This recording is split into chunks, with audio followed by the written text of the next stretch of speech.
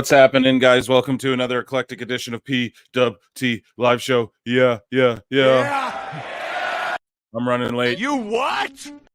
I'm watching Dynamite, though. I got it right here, guys. Don't worry. I am your host, Phil Marks, of course. You already know, I think Awful Wrestling's joining me here. I'm scrambled. I'm running like a chicken with my head cut off. And to make it all worse, Daniel Garcia is cutting the cringest promo. Thank you for saving me next week.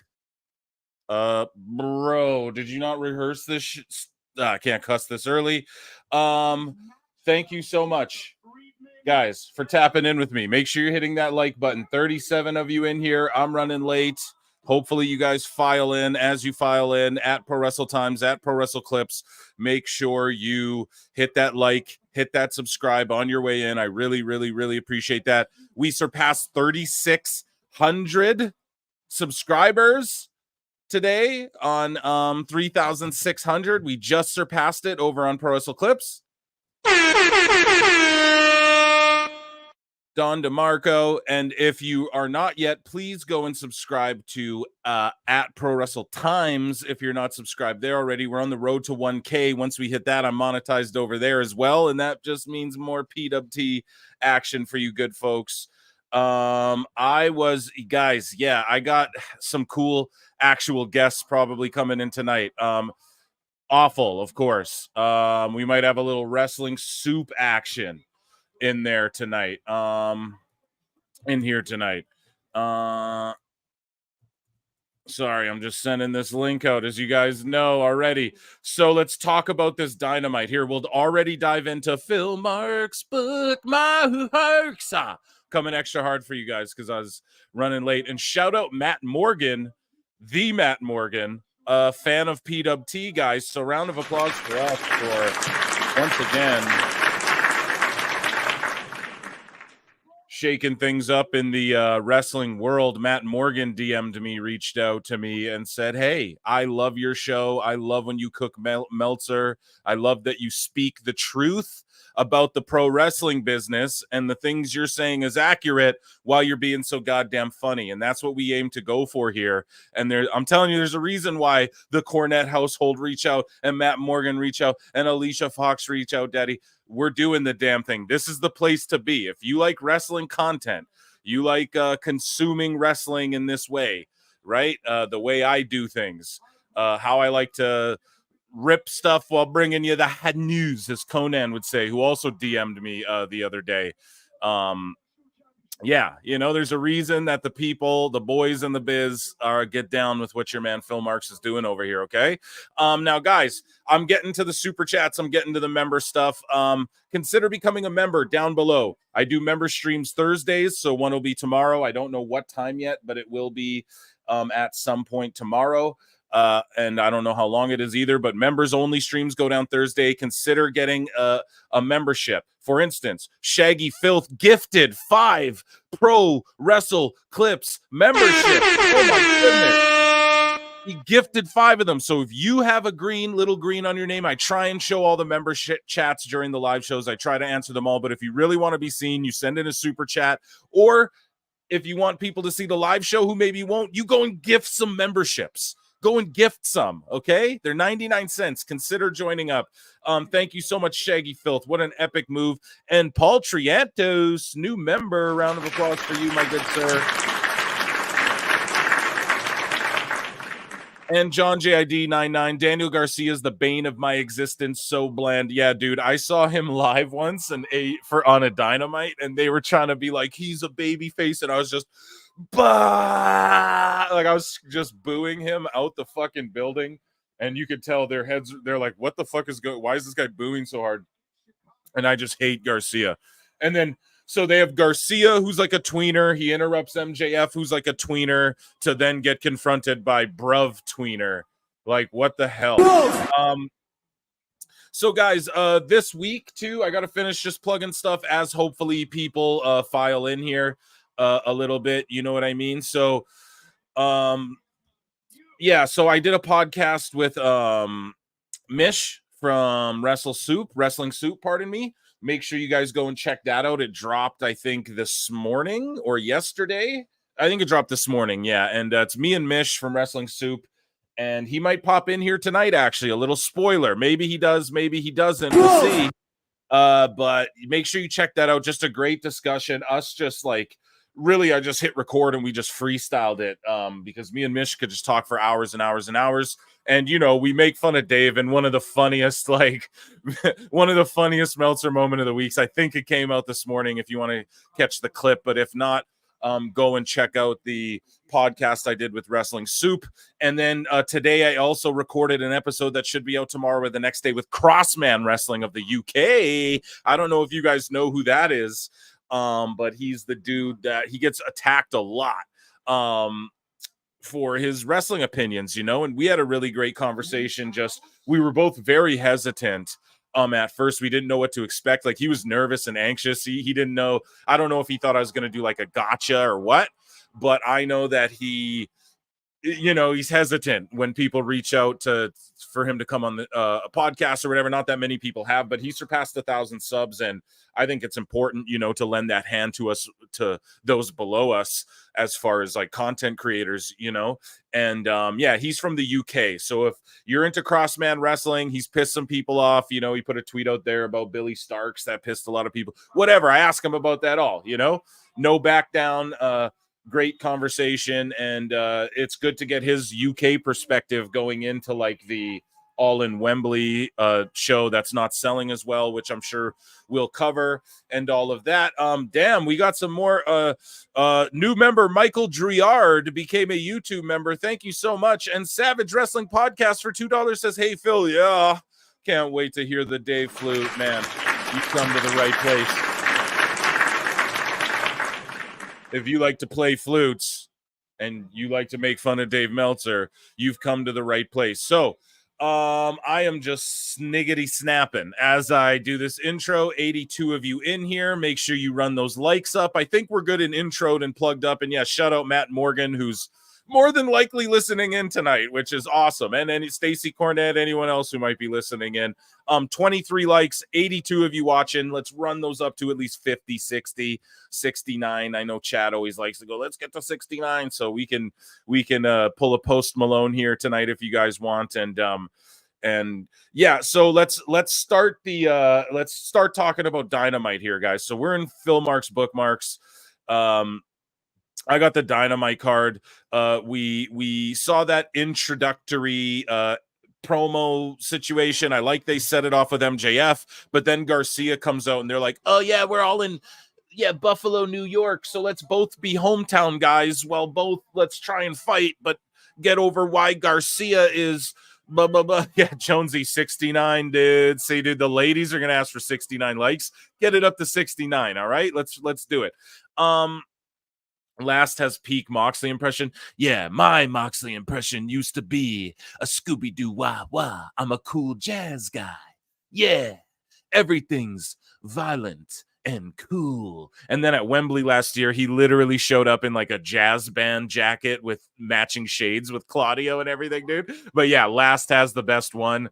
Me and Mish were doing a funny one, making fun of his that bloody promo he cut in New Japan recently where he's like, wrestling, the greatest, the most hardcore. So yeah, Mox is a goober. And so MJF comes out in this promo. He just fucking buries his own opponent at Forbidden Door. Yeah, I'm wrestling a cosplay superhero guy. And then they parade Garcia out there. No one gives a shit.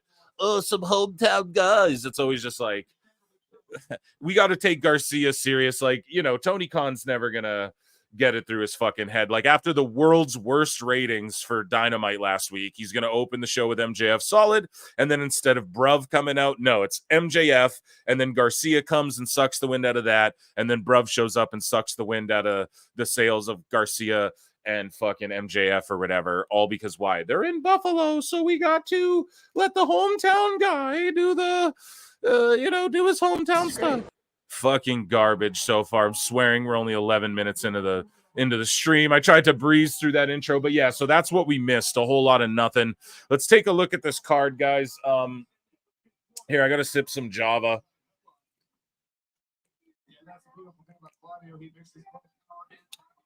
Your boy's running on like 4 hours a night sleep max, you know. Just content, work. So I hope you guys appreciate this shit. I knocked out that thumbnail, that shitty thumbnail for this live stream. I knocked it out in like fucking. You can probably tell. You're probably like, Phil, what the hell happened, man? What's up? The thumbnail for this episode is just brutal. I'm sorry if I'm a little jambled, guys, but it's how it goes. Joining me now on the show, your friend, my friend, everybody's friend, except for Tony Khan's and AEW's, the ultra powerful, awful wrestling is here.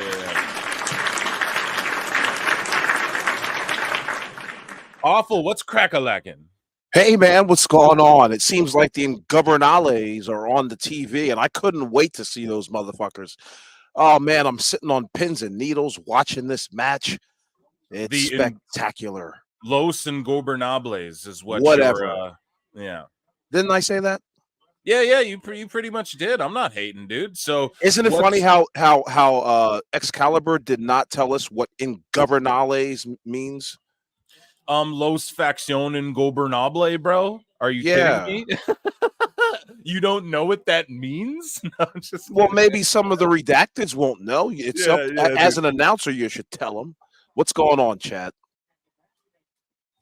What's going on, Phil? How you doing, buddy? Oh, you know, man, just watching Dynamite. A little scrambly. I was late today, dude. Usually that doesn't happen. Usually I'm on I'm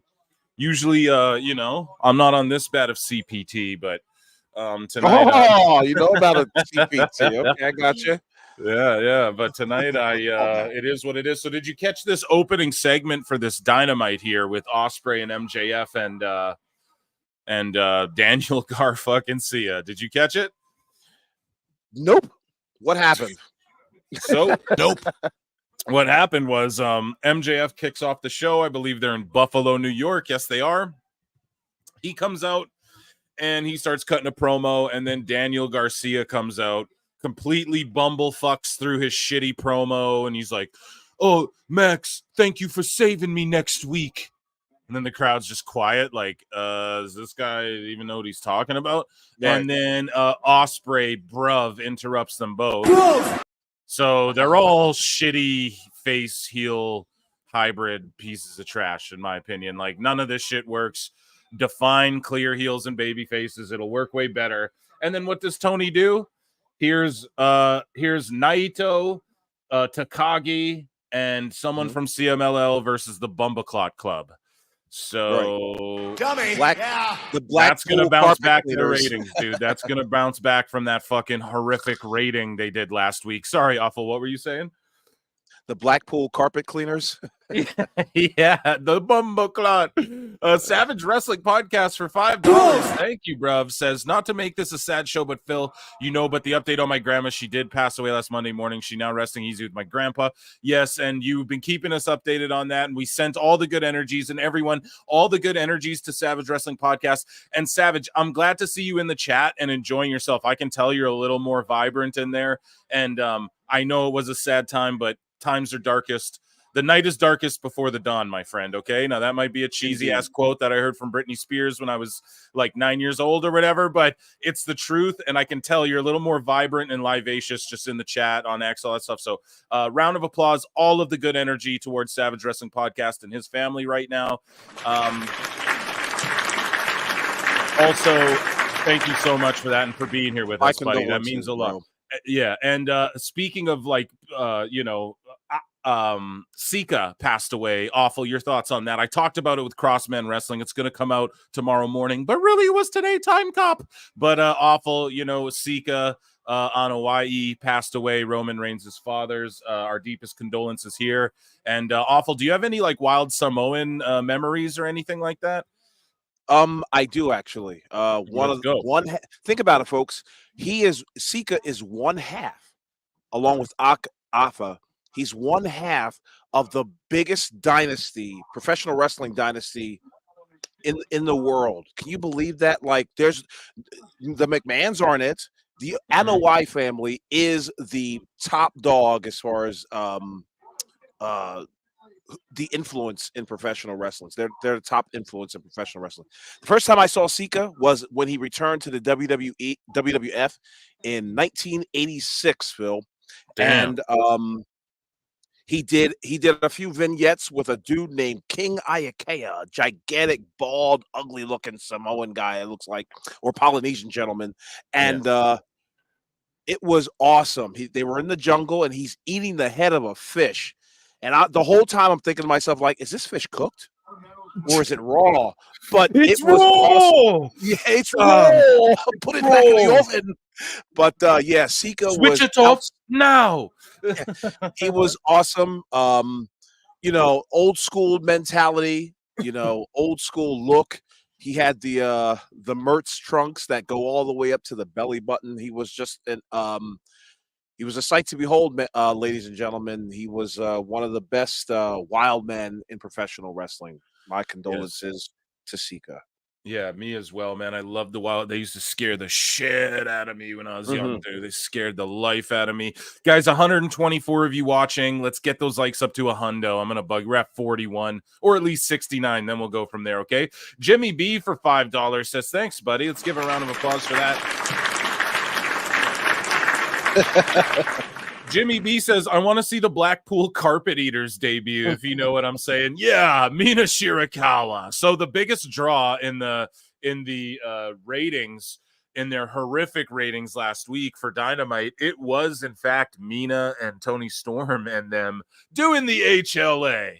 And we talk about it here on the live, like we call it Thirstcast, man. Those ladies come out and we just stop what we're doing and enjoy it.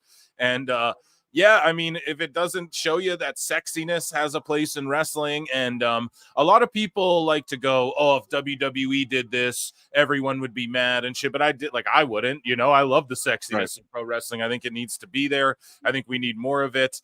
Is this a good storyline with Mina and Mariah May and Tony? I mean, maybe. I'm not really paying attention to it. It's kind of dumb that Anna Jay's randomly teaming with Harley Cameron and Saraya, people who've beefed her out in the past. But that being said, yeah, I'm here for the HLA. I mean, don't check my texts about it, but I did let them know that I am a fan, pal. But yeah, dude, I can't wait for it. The Blackpool Carpet Eaters. I like that. Oh, man. What about you? What are you looking forward to on this Dynamite? We got in our main event, we got Ospreay and Strickland, but how will they coexist? Oh, taking on Gates of Agony. Then we have an Owen Hart tournament final or quarterfinal, Ray Phoenix, Jay White. Then we got the Bumbleclot Club right now. They're taking on LIJ. And then we've got another 6-woman tag. in a trios match. So the one we were just talking about with the Blackpool Carpet Eaters, and then we got O'Reilly versus Zack Sabre Jr., which like cool, dude. Honest to God, if the whole rest of the show wasn't just random, and then that was like a random match, like a random featured match, like I'm down with that. Like AEW does a good job of that. Like, no, we can bring in a guy from CMLL who's pretty big. We can hype him up for a couple weeks though, and he can just have like a seemingly a one-off building, but they don't do it correctly. But like that's a really solid match on paper. You know, I'm like, hell yeah, I'm pumped to see that. But I mean, nothing's gonna come of it. We heard from Garcia, it's ass. Mercedes Moné, we'll hear from her. And MJF's in Buffalo, and we heard from him. So anything popping out at the page for you? Are you pumped awful about this main event here, Strickland and Ospreay? 2 questions, bro, before we even get started. Yeah. The first one is did we hear from Mercedes Moné yet? Not yet. No, not yet. No, not tonight. Okay. What do I think about the card? I love that the Gates of Agony look completely like the bloodline. They're not even hiding it. Yeah, I mean, well, yeah, they're Tongans. I don't think they're related to the bloodline in any way. Right. Yeah, they do. Come on now, that's a try. Yeah, dude, I like both of these guys. Like, I really think it's good that they broke away from like Swerve and all that, but I just think they need to break away from Brian Cage as well and just be a team like who's doing their thing. They would both be like that Bishop Khan guy in that group. Like, man, he looks like $1 million in my opinion. But yeah, definitely sort of knockoff bloodline type shit. Here, let's see, for $5 from George Captor. Wow, thank you, bro. Phil, I've been in the KeyBank Center many times with 19,200 hockey fans. AEW is lucky to have 2 to 3K there. So are they in a building that holds 19,000 people, dude? And probably, yeah. And how Why many is that people are surprising there anymore? Yeah, I'm not that shocked, but it's just so stupid. But like, what's the attendance tonight? Do you guys know? Probably 2 to 3K. You're right. So, gee, you know, I was talking about it with Crossman. I'm talking about it with Mish, who might join us here tonight. I talk about it with everybody, man. It's like, you know, if AEW just ran a smaller building and lit the crowd up, and then the production would look better because they could film the show properly, and then everything would look vibrant and fun and cool. Like, look at NXT. There's not a lot of people in there, but it's lit vibrantly, and it's the one thing everyone can agree on. Like, whether you want AEW to go under and tank, whether you want it to succeed, whether you're a hater, whether you're indifferent, we all agree, like, Tony Khan, run smaller buildings and light that shit up so you can film a TV show properly. No one's judging you. Smaller guys. Why not just book smaller arenas? Dude, and no one's going to judge them for running smaller buildings. Like when UFC does a fight night out of a smaller building, no one's fucking judging them because the production and everything makes it feel like it's a big event regardless. You know, so it's just, yeah, it's the one and thing. At least you'll have a 360-degree angle on your arena instead of just a 90-degree one. I love how they try to hide the hard cam side of this arena. It's so hilarious. Like, you think it's almost like a trick. Like, yeah, are we gonna get to see the hard cam side? Fuck no. These guys are the professionals in the business. Yeah, man. Who is this guy? Who is this guy? I see Jonesy84 in the chat. And like, Jonesy, thank you for trying to watch this with us. I know it's tough, but like, this is what I mean. This is why these fucking accounts. Who is this guy, Phil? Well, we got Tetsuya Naito coming out, and he's just brawling Moxley because why not? Because they're fighting for the belt. So they're fighting at Forbidden Door. So Naito is like super over in Japan. You know, he's like their Okada now that Okada's not there. And he's fucking awesome, man. Honestly, his whole stick and everything's great. He's a great in-ring talent, but again, everyone's going, who the fuck is this guy? I don't watch New Japan much. Yeah, exactly. I'm such a mark that I can tell you guys. But yeah, he's in this LIJ faction. So if you guys believe it or not, there's a faction that spans between Mexico and Japan called Los Facción Ingobernable and Los Facción Ingobernable de Japón is like their Japanese right? And Naito's like the leader of the Japanese chapter of this faction. Okay, So I is know this the Japanese? Is this the Japanese ungovernables? Is that what it is? Yeah, so the people Okay, in the thank ring, you. like that the team facing the Bumbaclaw Club is LFI, like Look one at guy those from Mexico. elbows he's hitting on Wheeler Yuta. Unbelievable. Well, that might be in a video tomorrow. Yeah, so that's Shingo Takagi right there as well. Gotcha. So these are they're just trying to build up the Forbidden Door concept, and it's really not it's It is not not doing working. too well. Yes. And guys, run those likes up. Okay, I want to see 100 likes because Awful wants to go off on something. He was telling me before there's On a some few things. he wants to go off on a few things. Do you guys want to hear Awful go awful? Hey, do you guys want to hear him go bad? Still going bad on him anyway. Saw you last night. I know John JID loves that shit. Hit those likes. Let's get to 100 likes. There's 46 likes, 152 of you watching. Let's run those likes up, guys. And then Awful's going to snap about some shit. And I'm going to be right there with him because I got some words for Dave. So you guys want some flutes? Run those likes up. We got super chats. Paul Triantos for $5. We're giving you a Conan. Why do people believe Shane McMahon will be a benefit to AEW?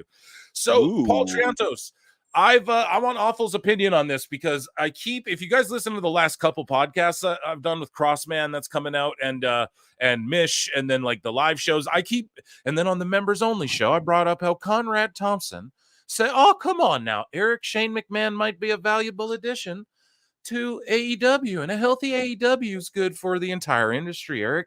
So I've been covering this all the time and asking everybody's opinion. Like, why do the fans think that all of a sudden Shane McMahon's going to come in and save the company? Tony would just fumble it. Like Tony would fuck it up. And even if he did bring Shane in, all the fans would rally behind Shane trying to get the story would be like Shane's trying to take it over. And then everyone would be cheering for him because Tony doesn't know how to be endearing or likable. Whereas like if they did bring Shane in, the only move would be to book an angle where Shane's trying to usurp Tony with invaders and Tony fends them off and restores the feeling and ushers in the revolution again. But he would botch it and fuck it up. Awful. Your thoughts on Shane McMahon and AEW? Like, what do you think about all that? And now you're seeing the fans try and make believe they like this guy, the sickos. Your thoughts? Hilarious. That's my thought. The only way that Shane McMahon can really do a difference in anything going on in that company is if he were just to just walk behind Tony every hour for the next 9-10 hours each time that he's at an arena and go, no, that won't work. Yeah. No. Yeah, that'll work. That might work. That won't work. That will work. Nah, that sucks. Get it out of here. Other than that, I mean, he'll just I've seen a lot of people say, oh, Shane will pop a rating, and he will, especially if you promote it correctly. He'll definitely pop a rating. If you try to do one of them surprises like, oh my God, Shane McMahon's here, despite the fact that you hate the McMahons, you thought they were the Weinsteins of professional goddamn wrestling. Yep. Like, come on now. The hypocrisy is big with this one, Padawan. So that's what I think about it. Unless he's going to give Shane McMahon the book and Shane never show his face on camera, please keep that in mind, then it could work. Other than that, yeah. Oh, come on now, Awful. That's not very fair. You know, Shane McMahon, Shane O'Mac has a great marketable feat. People know him from television. And come on now, Awful. You chat me up about AEW Underground. That's what Tony would do. We have an underground style Shane McMahon will host it. Right. Jesus. Do you think Shane McMahon would even be interested in trying to do something like that? I mean, apparently he reached out. Well, hey now, Eric. Who said that? Stop right there, bro. Oh, well, hold on. Said Conrad Thompson. Well, let me chat you up. Let me tell you. That's not very fair. Awful to bury me like that. Conrad Thompson said it. Actually, mutual friends of ours, JR, said I told it to JR and Grillin' JR, and JR was like, by God, that kid's got real great potential. And by God, Shane McMahon could really make a difference in AEW. Sorry, dude. Yeah, Conrad Thompson claims that Shane reached out to people. You like that one, Awful? Yeah. Fucking Conrad reached out to people in AEW. Shane did, according to Conrad, is what he told JR. that it's not entirely this like made up thing. You know what I mean? So, hey, Here was the conversation. Hey, JR, you going to Nobu? Yeah, I'm going to Nobu. I'm going to Nobu too. Guess who's going to be sushi. there? Tony Khan's going to be there. Oh, that's great. Cool. Who's he? And that's the end of that. Shout out Neckbeards, by the way. But yeah, ultimately, Shane McMahon would, if he was given a position of power or authority, yeah, maybe he might change things around. But you guys already know what I say. It's all too late. Yep, exactly. They could bring Vince McMahon in and it wouldn't make a goddamn difference, to be honest. I got another super chat here. Andre Adams for $5. Oh my goodness. Let's give him a bruv. AEW has made me hate all of my favorite New Japan performers. Well, that's not a good thing, dude. That seems to be what has happened, though. You know, a lot of people have soured on New Japan because of this relationship, and as Kevin Kelly told Eric Bischoff on the interview they did there on Wise Choices or 83 Weeks, whichever one, he said that, you know, when they took Okada away, that sort of like ripped the soul out of New Japan, if you will. I don't know, I like Naito, but again, he's a guy where, like, you know, him and Takagi, like, they're getting older and stuff, and like their bodies, like, it's a lot of damage, and like they can't I don't think they're the guys, like, I don't want to say Naito's a draw because the houses and shit in New Japan are down and everything. I think they're starting to turn it around now. But it's just upsetting. It's just upsetting that I don't know. New Japan working with WWE would be way better, but then people will just go, Phil, you just want WWE to monopolize everything right now. But I don't know, man. The way, well, let's talk about it. Let's dive a little into Phil Mark's bookmarks, you know, and thank you so much for the super chat. I want your thoughts on this, Awful. So WWE trademarked, what is the term here? I got it saved. They trademarked, it's called WWE Independent or something. So it's the same. They set up like a system that they're investing in, a la the NIL system. So you remember when they, for a little while, it was next in line. In line. There you go. And they were looking at athletes outside of pro wrestling, like not after the surge of indie talent, like the Adam Coles and that. You know, Vince McMahon's like, no, we're getting, we need cheerleaders and paralegals and gymnasts and things like that. Yeah. Gotcha. They need a good gag reflex too. Hopefully they can handle strong smells. I'm so sorry. Dude, why does everyone get uncomfortable when I fucking start doing this? I do it with all... Dude, when I'm with anybody I'm riffing with, I start doing the Vince and the poop stuff, and everyone gets uncomfortable, bro. You can handle it, right, Awful? Or we? I'm a big boy. There you go. Fuck, I got some real dark jokes, but they'll probably never see the light of day until we get to Patreon. God. Yeah, Patreon and Rumble, folks. Pro Wrestle Times is in fact on Rumble, just as a failsafe. You know what I mean? Right. Oh my God. Yeah, failsafe. I know about those. But yeah, WWE applies to trademark WWE Independent Development. So they're going to start developing indie talents. What does this mean, Phil? Well, I think this means sort of what they're doing with Jordan Grace. Hey, we're going to develop you while you work for this other company and do your thing. And instead of just coming straight to NXT, there's value in you playing like a kayfabe free agent role, but we'll put you on retainer so you don't go to AEW, but we'll also give you access to our PC. So we're not just investing in, we're not just giving joy. Because here's the rumor. You guys ready? I'm going to X-Files it. Jordan Grace is like contracted to WWE right now in this independent development, one of these deals, like she's like on the forefront of that as far as like the first person, I think, to sign one of I don't know what they call it. I don't have any backstage stoogery, right? But I'm just telling y'all that's WWE ID. Yeah.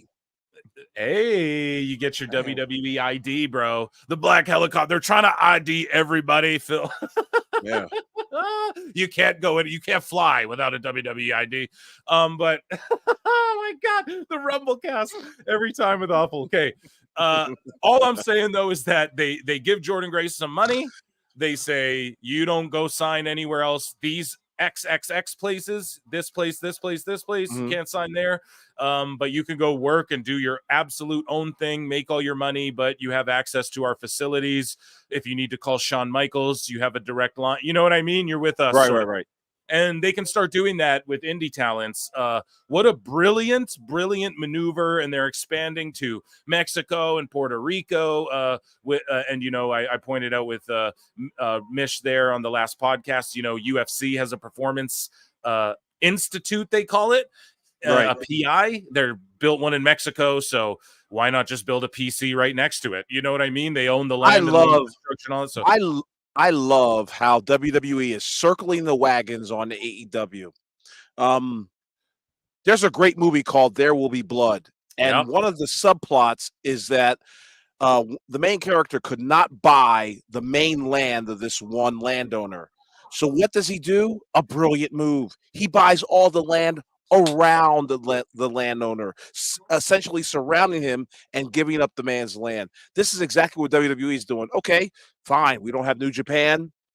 Fine, let's take something from the Japanese wrestling promotions so that Tony Khan has no more ability to reach anybody else. Let's just swoop in on everybody else that he hasn't picked up on and just say, nope, you can't take us, Tony, because we're already contracted with WWE. He's gonna smoke these motherfuckers right on out. Who do I mean by he? I guess WWE. But WWE is gonna smoke AEW right out of business. And like, it's the long game. It is the long game. That's just it. And Tony's not doing the long game. He doesn't have a vision for long term. You can tell that clearly. It's awesome that everybody loves There Will Be Blood it's one of my favorite movies. Oh yeah, anytime it's on, I will watch it. Period. Point blank. Yeah, it's an absolute phenomenal film. Me as well, dude. I absolutely love it. So I have another super chat here. Scully Vibe says, nice. Shane doesn't want... Here, let's give you an air horn, dude. Thank you so much. Good to see you, Scully, as well, man. You're always here hanging with me, dude. I appreciate you so much. Shane doesn't want his last moment in wrestling to be torn quads at WrestleMania. It's that simple, guys. But is it... Yeah, it is that simple. But you know what's also going to happen? You know what's also simple? A phone call from Triple H, a phone call from Stephanie, a phone call from Bruce. You know what I mean? Like it's just that easy. So what do you think? Shane McMahon is going to go to AEW to spite them because of this particular example? Yeah, because of Triple H. And here's the thing too. Do y'all remember when Shane McMahon's son was being interviewed by that, like, there's a special needs gentleman, I forget his name. He interviews wrestlers and whatnot, and shout him out. I forget his channel name. Damn it, I would have plugged it, but he was interviewing Shane McMahon's son, like, I want to say a year ago, maybe even further back. And Shane McMahon's kid, like, you know, doesn't typically go and do wrestling podcasts, but this particular gentleman requested it. So of course you're going to do it. And so Shane McMahon's son does this interview where it's more wrestling focused, and he's a young gent, and they ask him, are you familiar with AEW? And he's literally like, no, I don't watch that crap. Like the way he answers it like a Connecticut snob, you know, but he's like, fucking, no, I don't watch that crap, you know? So I just don't think, like, what's a ringing endorsement, by the way. Right. And it's like, so Shane's going to show up there. Like, you think his kid talks that way about it? And he's like, yeah, let me show up there and stick it to my sister because I didn't get control of the company. You know what I mean? Like, I just think that's a little far-fetched, and I just think it's Conrad Thompson putting things out there. Oh, no, that's not fair, Phil. You can't just say I'm lying. But speaking of There Will Be Blood, might I interest you in insurance on all the land you're purchasing? Yeah, really. Okay. But yeah, I'm definitely excited for that. And also, though, let's talk about this. Is it monopolizing? Like, if Vince was doing this, I would be worried. But I truly think Triple H has the vision of develop these young, because I've said it time and time again. I've said it ad nauseum. Triple H never got to fulfill that dream of, like, his NXT black and gold, and then they're like the main roster one day of the whole next generation of WWE. Now, like, a bunch of them are, but at the same time, Vince sort of like axed a lot of that. So Triple H has the vision of develop the talent, get them to the main roster, showcase what they can do. Even I was a little skeptical about even Braun Breaker, but like I think Triple H has been booking him fantastically. And you see that like with Gable and these certain guys who get pushes that Vince Triple H has invested a lot in over the years. And so I'm not hesitant if WWE is trying to expand, and I like that they're not going after all of the big companies other than like TNA, but they're clearly just working well with them. And I like that because, if you think about it, like, yeah, ROH is moot, but it is AEW and ROH sort of versus WWE TNA right now. And I like that they're not going like, yeah, let's do New Japan. They're like, no, we'll do everything around it, because it also elevates all of these other smaller things, puts eyeballs on what they're doing. And also there's less eyeballs on what they're doing compared to New Japan. Like if they did just work with New Japan, and I know they don't give a fuck, but everyone would be like, oh, you're monopolizing. But at the same time, when you're developing talent, like not everybody should be seen before they're on the fucking main roster. Like I'm a big proponent of like, dude, NXT, if that's truly developmental, which you see it's not really because they weave main roster people in there, it's like a C show, if you will. It is developmental, but it's still like it's sort of it's like a step above, though. You know what I mean? Like it is a step above, like it's not quite like a SmackDown, but it is like they're still developing talent, but there's a lot of main roster people and they're doing tremendous stuff on NXT. But my whole thing is like, that should, if it is truly developmental, it should be like OVW. Like it should be a regional, aired regionally. Like I don't want to see Batista before he's Batista on TV, sort of thing. You know what I mean? Like keep some secret to the sauce. Like Braun Strowman, they hid his ass. They rolled him out there as like one of those rosebuds one time, and then eventually just the lights go out. He pops on the screen on Raw one night, and you're like, "Holy shit, who's this giant?" So like there's something to that, like keeping these wrestlers a little more secret. Now it's impossible with the internet, but with them thinking like, no, we'll work with All Japan. That to me, I go, okay, they're working with All Japan instead of New Japan, so not as much people are even watching that. So when they do develop a talent and they come here, it's still fresh. The problem with Kenny and shit is that by the time they got to TV, Kenny Omega and the Young Bucks and everything, and a lot of these guys in AEW, by the time they got to TV, they were overexposed from the internet. It's like, oh, we saw their best shit. Now what can they do on a TV pitching, like storyline wise? Like we already see them randomly in random matches on the internet that are awesome, but what can they give us like on TV weekly, week to week? Like we could already, that's what's so like everybody wants to go, oh, AEW, the best wrestling matches every week, the best wrestling. It's always the best wrestling. But if AEW didn't exist, all of these guys would still just be having awesome matches that we would all be talking about on the internet that you would just watch in isolation, which would be better for AEW if it was just spot shows that weren't on TV or matches you watch in isolation. Like if you isolate any one match, sure, it's athletically, the no selling might piss you off, but like, Jay White, like he's a solid guy. These guys, a lot of guys do put on great matches, Roosh and MJF, like they did their goddamn thing. They put on great matches inside of a vacuum. It doesn't matter in the big context of whatever show they're on. Exactly. So when you bring it to TV, like we're going to do a TV show. Okay. Now what that requires is like not just great matches. If AEW went away, Will Ospreay would still be having great matches that Meltzer's given 7 stars. Swerve would be somewhere having fucking great matches. Jay White would be somewhere having great matches. But now that we're seeing like this be all put together by like a Smark on television, you're starting to see like, okay, the storytelling's not there. Like what can Kenny Omega do with the stick and when he's in like a blood feud with his friend? And it's like kind of cringe us all out with his shitty promos. You know what I mean? Like that shit works in Japan when you can just put on a 60-minute match and then talk for 2 minutes all out of breath on the mic. That shit works there, but it doesn't work. It doesn't work like in America and on TV and trying to be an episodic television show. They don't even have house shows. You're just a TV show. So you think the TV show, you think they would be like more WWE with WWE because they don't even run fucking house shows. You know what I mean? You think they would be trying to make the best TV show only. They should be Lucha Underground in this motherfucker. They should be fucking being innovative and trying to just do like episodic TV more than anything because they don't even run house show loops or anything. So I don't know, man. I rant and rave and beat it up all the time, but yeah, I don't know. Awful. Your thoughts on me babbling there for a minute? Hold on, let me put down this newspaper. Yeah. Listen, they've got a long way to go. AEW's got a long way to go.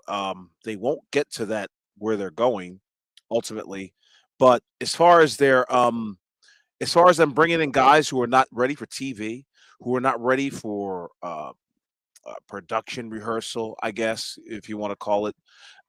Anything that has to do with television here in America, the American style of television, we've known for about, I don't know, 50 years that New Japan Pro Wrestling does not translate well in the company. Excuse me, in this country, in America and or Canada for that matter. Sure, we know a few people here and there, but as far as like overall, no, it doesn't translate. And that's the thing with our boy Dave Meltzer is that he thought all this time that it would translate, despite reality proving him otherwise. New Japan needs to stay in Japan, guys. Yep. All right. And that's the bottom line because Awful said so. What? Yeah. For real. We have some super chats, man. Adrian Pfeiffer, what is that, Awful? You're way smarter than me. You're way more ancient than I am. What is ZAR 70? What is that? Where are we at? Oh, that is. Ooh, I'm not sure. We got to Google that. ZAR currency. Oh, it's the land of which Andrew Zarian resides from. South African? I don't know. Zarian? South Africa in the house, I think. There you go. Let's go. Yeah, thank you so much. There could have been a really 83 cool... cents. There you...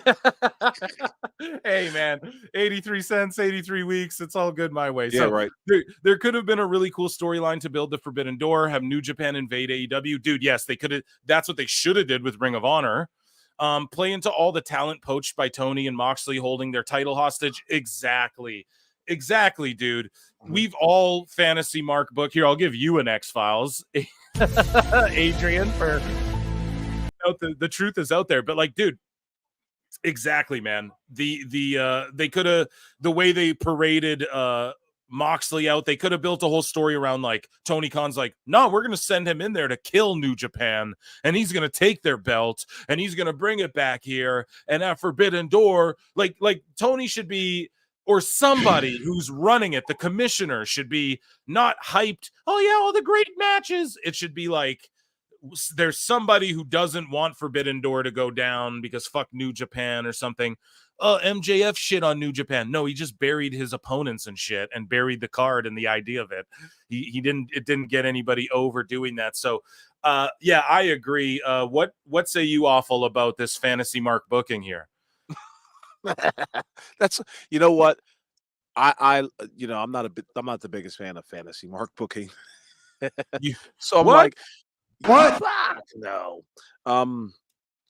There could have been a really cool storyline to build a Forbidden Door. Yeah, the problem is, Adrian, is that no one would see it. You've been doing this concept for 3 years, and for the third, I think it's 3 years, probably for 3 years, and for the third year in a row, you've still not given anybody any clue as to who any of these people coming in to Forbidden Door are from outside AEW. You have no storylines. They're just thrown together. Here's the best idea. Get rid of Forbidden Door. It's over, Johnny.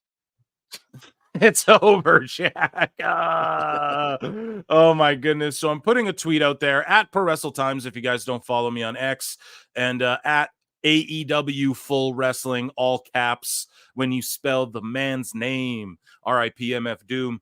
Yeah, so I'm just tweeting it out on X. Give us both a follow if you don't already. And if you're watching on the Pro Wrestle Clips channel, please consider subscribing over on Pro Wrestle Times. I'm trying to get that one up to 1,000, and thank you guys for surpassing 3,600 on the Clips channel. I do appreciate you all so much, and we're running those likes up. I love it. We'll get to 100 likes here sooner or later, and then I'm going to trigger Awful with what he there's some shit he wants to go off on. We're in I commercial can never break. be We have triggered. Andre Adams with a Awful's Nope. like but Andre Adams, an infamous roast. Let's go. The Bucks got those suits at Women's Warehouse. Yeah, they were on the screen. They were on the screen, and the one Buck is like, you know, I have a temper sometimes. They're just so unbelievable, dude. They are definitely guys who need something like the WWE if they're gonna do shit here. Otherwise, they're just indie level, man. It's so crazy. Like, god damn it, you know, they have people in WWE doing like acting classes and shit, and they start or in WWE, yeah, doing like acting classes and shit, and then they start AEW and they don't like line anything like that up. Like Tony doesn't have any foresight. We're 5 years deep and he hasn't established. It's still just like, oh no, you guys are great. Just do your own things and this will be awesome. And we'll take over Vince. We'll take over the WWE. It's crazy madness. But yeah, dude, keep the fucking Bucks roast coming in. Thank you for that. And John JID 999, AEW is dead. I'm becoming more jaded, like Awful. I don't know. That's what Tony wanted. The sickos. Yeah, we do it for the sickos. Yeah, I don't John, know. it's not so much a jadedness. It's just that I've seen so much. I mean, I'm in the 40-year realm as far as watching wrestling. So I've seen all these types of these energies come and go as far as these promotions. And come on, anybody who's seen wrestling for more than 20 years can see AEW coming and going a mile away. Yep. Max Caster's in the ring, guys. Yeah, your Everybody boy. loves the Acclaimed. Yeah, my boy. And they want a tag team title shot. So let's listen to what they have to say for a minute here. Yeah, turn it up. I will. Here, let me turn it up for you good folks. Executive Vice President that you are, and we proved calling out the EVPs. You can't run the TV production, you can't run the company right, and you can't run from a Max Caster's looking real jackied here. He's taken his body more seriously as well, which is a good thing. His partner's always Anthony Bowens is always jacked up, and you know I like that they're calling out the Bucks here and working the work shoot brother, and they're like, you guys suck at doing production, you suck at running the company, but unfortunately, it's just too little, too late. Like it's too cheesy, and they just veered off of like. The whole attack on Tony Khan, like, really, what was the payoff? What came of that? Like, Tony didn't assemble. He just came out with Darby Allin in a van. He didn't, like, assemble fucking... You know what I mean? He didn't, like, assemble the Avengers to take out these elite guys who... You know what I mean? So, Awful, like, was it worth it to air the CM Punk stuff and have Tony Khan get pile-driven? And was all of that worth it? No, I mean... Everybody knows that it's a no. I've got nothing more to add to that. Okay, yeah. These guys are Tony Khan doesn't know what he's doing, and I'm just getting started, my friend. So Awful, do you like video games in your old man age, or is Dude, it just you enjoy just shaking fists at clouds and? Oh, come on, guys! I'm I just haven't fucking with played you, dude. No, it's okay. It's all right. I kind of wish Phil would go a little harder in the paint as far as making fun Oh, of me. I will, bro. That way I'm I can go saving it. harder in the paint as far as hitting your ass. But as far as I haven't played a video game since probably 2020, 2019. And that was Call of Duty, and I was a fucking wizard at that. Okay. Well, I picked up WWE 2K24. I'm thinking of doing a giveaway as well, so someone, one of the good listeners, can play with me and stuff. So I might do that. I'll give away a 40-year WrestleMania one, but no official announcement on that yet, guys. But they dropped a new, so I'm into this because I've been playing it here and there when I have a few extra. If I got an extra half hour, I'm having a blast. It's truly a tremendous wrestling game, and they dropped a new locker code for Money in the Bank to unlock some shit with Bailey and Austin Theory. So if you guys are gamers, man, there you go. Hit that up. Locker room code is Money in the Bank briefcase. I know I'm going to use that. And there you go. Fill the shilling some WWE stuff that I enjoy. we got Okada out here. Awful. Do you want to talk about Okada and Billy Gunn, or do you want to get into OJ Simpson and Vince Russo? I know those those Oh are two man, weird. You what? yeah, do I have a choice? Two very weird combinations of people here. Okada and Billy Gunn, or the Juice and Roos. So former WWE writer, WCW magazine editor Kevin Eck was on the Lapsed Fan podcast. So is this part of what no, this isn't who you wanted to go off on, was it? Because you wanted to go off No. this. I Okay, can go off on several things, but okay. I know that there was one though that you were particularly like, you sent me, you're like, I need to talk about this. So anyways, though, former WWE writer, WCW magazine editor Kevin Eck was on the Lapsed Fan podcast. He shared some crazy WCW stories, including one where he talks about being in the room when Vince Russo pitched the idea to pay OJ Simpson to take a lie detector test on live TV, dude. Like, Jesus Christ.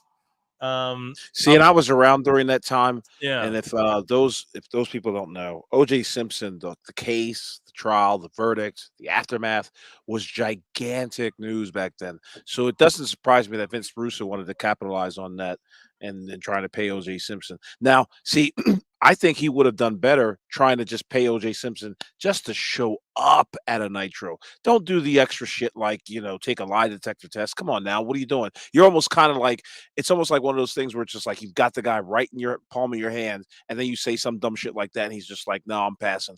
But if you would have been like, OJ, at the 9 o'clock hour, you're going to come out and you're going to, I don't know, you're going to just show up when Kevin Nash is fucking talking or Hulk Hogan is talking. That's something that people would have been interested in. But to take a bridge too far with the $1 million to take a lie detector test. That's my thought. You guys want my fantasy mark booking? You have OJ sit in the crowd, and then he gets involved in the main event somehow where he like bludgeons someone from behind, costing them the match. Mm-hmm. And then after he hits the person, and then like the action goes back inside the ring, he's wearing 2 leather gloves and he takes them off, and then he like pitches them somewhere. See, boom. This Phil, you got to understand, bro.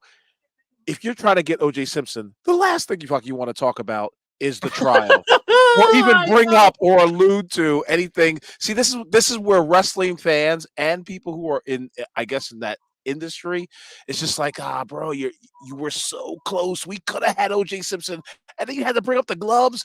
Come on, motherfucker. But yeah, that's me. I'd have been like, yeah, pay him $1 million just to show up. That's it, just to be there. Man, so you would have went through with it, you sick bastard. Yeah. No. I would have went through with paying him to show up and then pop a rating. Now, of course, fuck it. Yeah, I would have paid him. Damn, you're bloody crazy. No, yeah, we're just all fantasy. This is all jokes, Why, guys. we're not. Nope. This isn't real. Yeah. Really. So what else do I got here in these bookmarks? Before I got some loosies. I call them loosies when they don't really tie to the bigger picture. You know what I mean? 75 cents or $1. What yeah. So yeah, there's a Ricky Starks story. We're gonna get into that, obviously. We got Dave. Let me just scroll through this. I'm watching. Sorry, Briscoe's on the screen. For those of you watching, who's still watching Dynamite with me? Okay, we're veering off into the discussion. Chat, who's still watching Dynamite? They keep ending the Briscoe stuff with Orange Cassidy and that, but guys, it's time. It's the main event. It's Toni Storm, Mariah May, and Mina Shirakawa, and all of that. So let's watch. Boy, her act got old quick, didn't it? I didn't think Toni Storm one. Yeah, I didn't think it was going to stale out this quickly. Do you think it's still? You still think it's got legs, Phil? The Toni Storm thing, yeah, dude. I really do. I think it's a good act, and I think, I don't know, I enjoy it, but she needs to take that level shit up. Yeah, she needs to level it up or take that shit to WWE where they can actually like fulfill what it like. Yes, making her gray in the pictures and all that, that's great stuff. I like that. I love this whole gimmick she's doing. People who compare it to other things, I think Oh, look, just she's facing Asuka. Like, what's going on? Why? That's the other thing about these Japanese girls. They all dress alike. Like, let's just pick everything we have from the Goodwill closet, put it on ourselves, and call ourselves main event talent. oh, Who is come this on now, blonde? Awful. That's not very fair. Mina Shirakawa has a great look behind her. Yeah, they Okay. did their little Joshi stardom dance, their little pop idol girl Yeah. Joshi dance there to the ring. How do you feel about that? Are you a fan of that? Sure. Yeah. I'm cool with just watching these ladies do whatever. But I truly think that Tony Storm needs to take the act to WWE and they'll really blow that up. Like imagine that timeless Tony Storm shit at like a WrestleMania. I think it would go over really well. But I'm okay with whatever they're doing here with Mariah May and Marina. Also, Harley Cameron is a dime.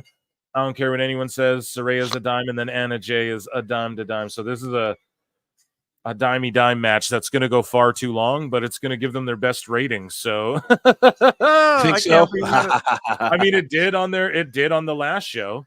That's what Evil Dose told me. Like I didn't. Again, I don't Blues Clues it, but I mean, I was looking at the ratings there with Dose, and I was like, I wonder what gave them their peak viewership, and he's like, I can tell you what it was. You know, it was Mina Shirakawa and the, so. I heard that you had Crossman on for. I did that this morning. I had Crossman on. It's Crossman. I'm like Crossman or Crossman, and he's like it's Crossman. But yeah, I had him on. Controversial figure. No, some people might be triggered by it. We just had a cool discussion. You guys can tell it's not as jokey because I didn't know where he's coming from, and he didn't know where I was coming from, but we broke the ice, and it was he's gonna come back on another time, and he's a decent dude. I don't agree with him all the time on all of his opinions and stuff. We disagree. Shout out to Crossman because but I like that. Like yeah, you'll invite anybody on here, bro. If there was a homeless guy, that's not true. That's not true. I'm very wary of it. Shout out Crossman. He's a good guy. Yeah, and he surpassed 1K subs, and like, dude, you got to shoot for those above you and lend a hand to those below you. You know what I mean, dude? I truly believe that. So sorry, guys. So yeah, I don't know. Crossman he's grinding his way up, and for whatever reason he pisses. And this is what I appreciate about him. He sees it the way I see it. Now we get in. I don't want to stooge it all because the podcast is great. And I want you guys to check it out. So it'll be out, I think, tomorrow morning or the next day there. And it's still relevant. Don't worry. But the wave of like just hating on AEW, that shit ain't gonna last forever either. And what I appreciate from Crossman, he was telling me, he's like, I try not to make AEW content. He's like, and I don't care if I don't get the views for it because I just want to make sure I'm just, he's just trying to cultivate the people who really just he's trying to make his own lane. And that's what I've been doing from day one. Like, and I still do it now. Go look today, guys. I dropped 3 clips. One of them's about the bloodline even, and it got fucking like no views. Go look at it. I'll make fun of myself for it. But that's not even anything to make fun of. Even if it gets 100 views, I'm going to stay making the shit that I make because I know when, like, I'm not just going with the trend to go with the trend. I'm just that trendy motherfucker, like that's what it is. So that's the way I view it. So Crossman, when he said that to me, I was like, damn, that's super awesome. But now we like broke the ice and now we're good. And he's like people have been really vicious to him. So he's like, I don't know, when you asked me, I didn't know. I was like, you thought I was going to do like a gotcha or what? He's like, no, not even that, but just, so we're good now. And we always have, we follow each other and everything, but yeah, that's, I don't know. It was a great conversation. You guys definitely need to check that out. And yeah, shout him out, man. Check out his channel as well. If you guys like what I do, he does like a UK version sort of it. You know what I mean? Like, and he talked about the UK scene. I asked him like, what's with all you guys and fucking just loving Meltzer and like loving the fucking dirt sheets so much and just like the wrestle talks and what culture and cultaholic and all that. Like, what's up with all that? He goes about it in depth. Like, he's not one of those guys who You know, he's even like, dude, Simon Miller turns me off, and like I love Simon Miller over here. But yeah, you guys are gonna check that out. It should be up. It'll be up on audio like probably tonight, but the video of it, if you guys want to watch the video of it, won't be up till like maybe the next day or whatever. But yeah, man, it was awesome having him on, and I like having people on that people kind of don't expect, and it's important like building together. You know, like he has 1,000 subs. A bunch of them probably never heard of me, and I have almost 4,000, and a bunch of the people here probably never heard of him. So that's how it works, right? It's like you know, All right, we all enough benefit about from Cross, it. man. I can't believe you stretched out 5 minutes talking about Cross, man. Hey, man, I got to put him over and put over my own show. We're also watching this match. Like, what, you want me to give play-by-play on this? Like, that would be cool. I mean, that's what some of these people came in here to see. Yeah, Scully vibes. I don't know. Aubrey's so distracting to the talents. Not gonna lie, LOL. I'm turning Dynamite off after this match with you, Scully. These guys are like, yeah, we're done. Yeah. Hey, man, Awful can say what he says, but the viewership was peaking up when I was bringing up Crossman there, so maybe he's a draw. Who knows? But yeah, shout him out and shout you out, buddy. Let's keep looking into Phil Mark's bookmarks here. Because, yeah, this match is going to go on too long, you know? And I'm not saying shorten the ladies' matches. I'm saying shorten all the matches. Best women's wrestling on the planet right now is in NXT. Without question. Jada Parker bodies every girl on this roster. You know what I mean? I hope everybody saw the Jada Parker promo last night. This is exactly what I was talking with you about a couple weeks ago. Her cadence, her natural ability, the genuine sounding tone of her. Sasha Banks could never. I am going to here. We're going to play the promo. I'm not going to show it on the screen, but we're going to listen to it. And you need to see like her facials, her timing, the way it's so natural and real. And yeah, I just threw it in a Phil Marks bookmarks here. We'll listen to the audio of it because WWE loves to fuck with my videos now. But shout you out, WWE. Love you, buds. So here we go. Jada Parker's promo from NXT. We'll scroll down and hopefully it No, it ain't gonna happen like that. It is not gonna happen like that. You're not kicking it back to Snitch and Booker. That camera is staying right here on me. Meech, you have the audacity to blindside me after your boy snuck Bronco and Lucian? Okay, so how about next week you see me face to face, baby? Me and you in a street fight. Now get that damn camera. Like that's how you ask for a street fight, dude. Let's hear it one more time. I watched. No, it ain't gonna happen like that. I watched this like 17 times, dude. The Bucks could never ask for a street fight or anarchy in the whatever like this with this much believability and veracity and shit. Let's just one more time. No, it ain't gonna happen like that. It is not gonna happen like that. You're not kicking it back to Snitch and Booker. That camera is staying right here on me. Meech, you have the audacity to blindside me after your boy snuck Bronco and Lucian?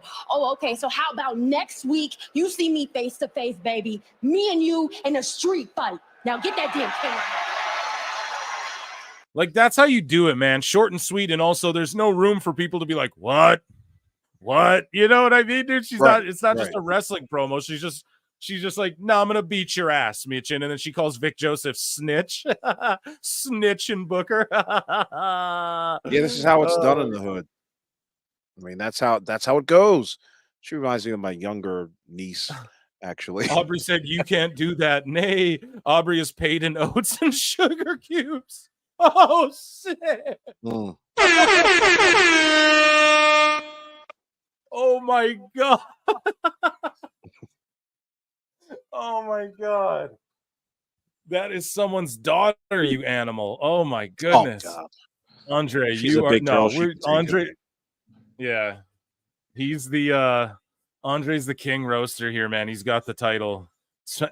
Oh man, come on. We're not, and you can't teach that. I feel like HBK was like, hey Jada, go call out Michin. You have 30 seconds. That's what it is. That's what it is, bro. She has something. She has that flavor. She has that I don't know, just the direction. She looks of genuine. where NXT you know why? Because there's no weave. Well, there is a weave, but there's no multicolored hair. There's anything too crazy about her. She looks like one of the chicks that you'd see at a Friday night club. And that's how it's supposed to be done in professional wrestling. Guys, 79 likes. We're almost, there's 173 of you, 180, 190 of you watching. It's fluctuating. Please run those likes up to 100, and then I'll stop asking you. So I know there's a bunch of you watching right now who haven't hit like. Go and hit that like. Let's get to 100. Then I'll stop bugging. If you guys want to go above 100, cool. Yeah, but really. Hit the like button, you fat. Yeah, please. We got awful in this bitch. Yeah, dude, we have so we're gonna go over the Forbidden Door card as well, because this is the go home show. And guys, this weekend's live show will be on Sunday instead of right. It's not on Saturday, they do Sundays. Am I mistaken on that? Awful? You know, you're writing the book. Who? AEW? I think it's Sunday.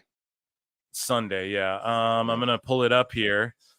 And we're going to preview it in a minute. After this show's done, we'll see what's up. And yeah, so the live show will be this Sunday, folks. And if you're not, guys, the Discord down below, maybe I'll throw it in the chat here. But the Discord, I want you guys to, it's in the description below. I want you guys to join that, because the members only show, we also sort of jump into the Discord quite a bit. And yeah, it's just a community where if you're not in there, you guys can hang out, chop it up with each other. A bunch of people who are in the chat here, if you guys love this chat, they're also in the Discord, and anyone can join. And you know, I trust you guys won't be dicks. I'm in there. You can hang out with me more and just get quicker updates on everything like that. I don't know if that's the right link I want to get, though. Yeah. Where's Denisha? Denisha, can you grab the link to the Discord in the description and post it in the chat, please? And thank you. I'd appreciate that. And shout out Denisha moderating here. Denisha, if you don't mind, please throw that Discord link in the chat. It's in the description below. I appreciate that a lot. But yeah, so we have Mercedes Moné. I want to hear this promo here. Let's please. You must still be salty after I picked your ass and held both titles above my head. You can hear that, Awful?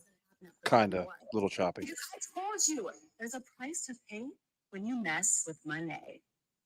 She said there's a price to pay when you mess with money. Oh, fuck no. Is she backstage? Yep, in a stage, and she's like right here.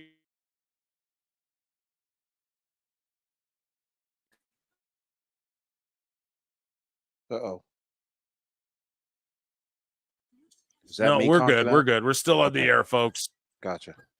No, it's weird. I think it's me, actually. I think it's my internet for once. I got people cruising through the house, so who knows if people are. Yes, Phil, thank you so much. So, Denisha, everybody join up the Discord. Join up the Discord.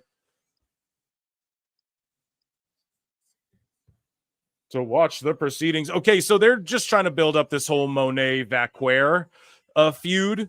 Sorry, there's more Phil Marks bookmarks I want to get into. Holy shit, does Monet look like Zelina Vega right now? Dude, that's when I glanced over. That's who I thought it was.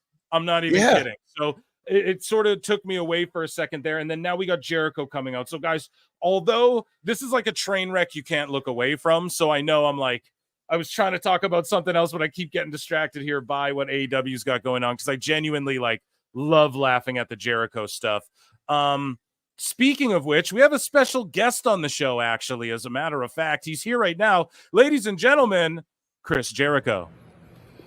I look and see it's not just me. So many others have stood where I stand.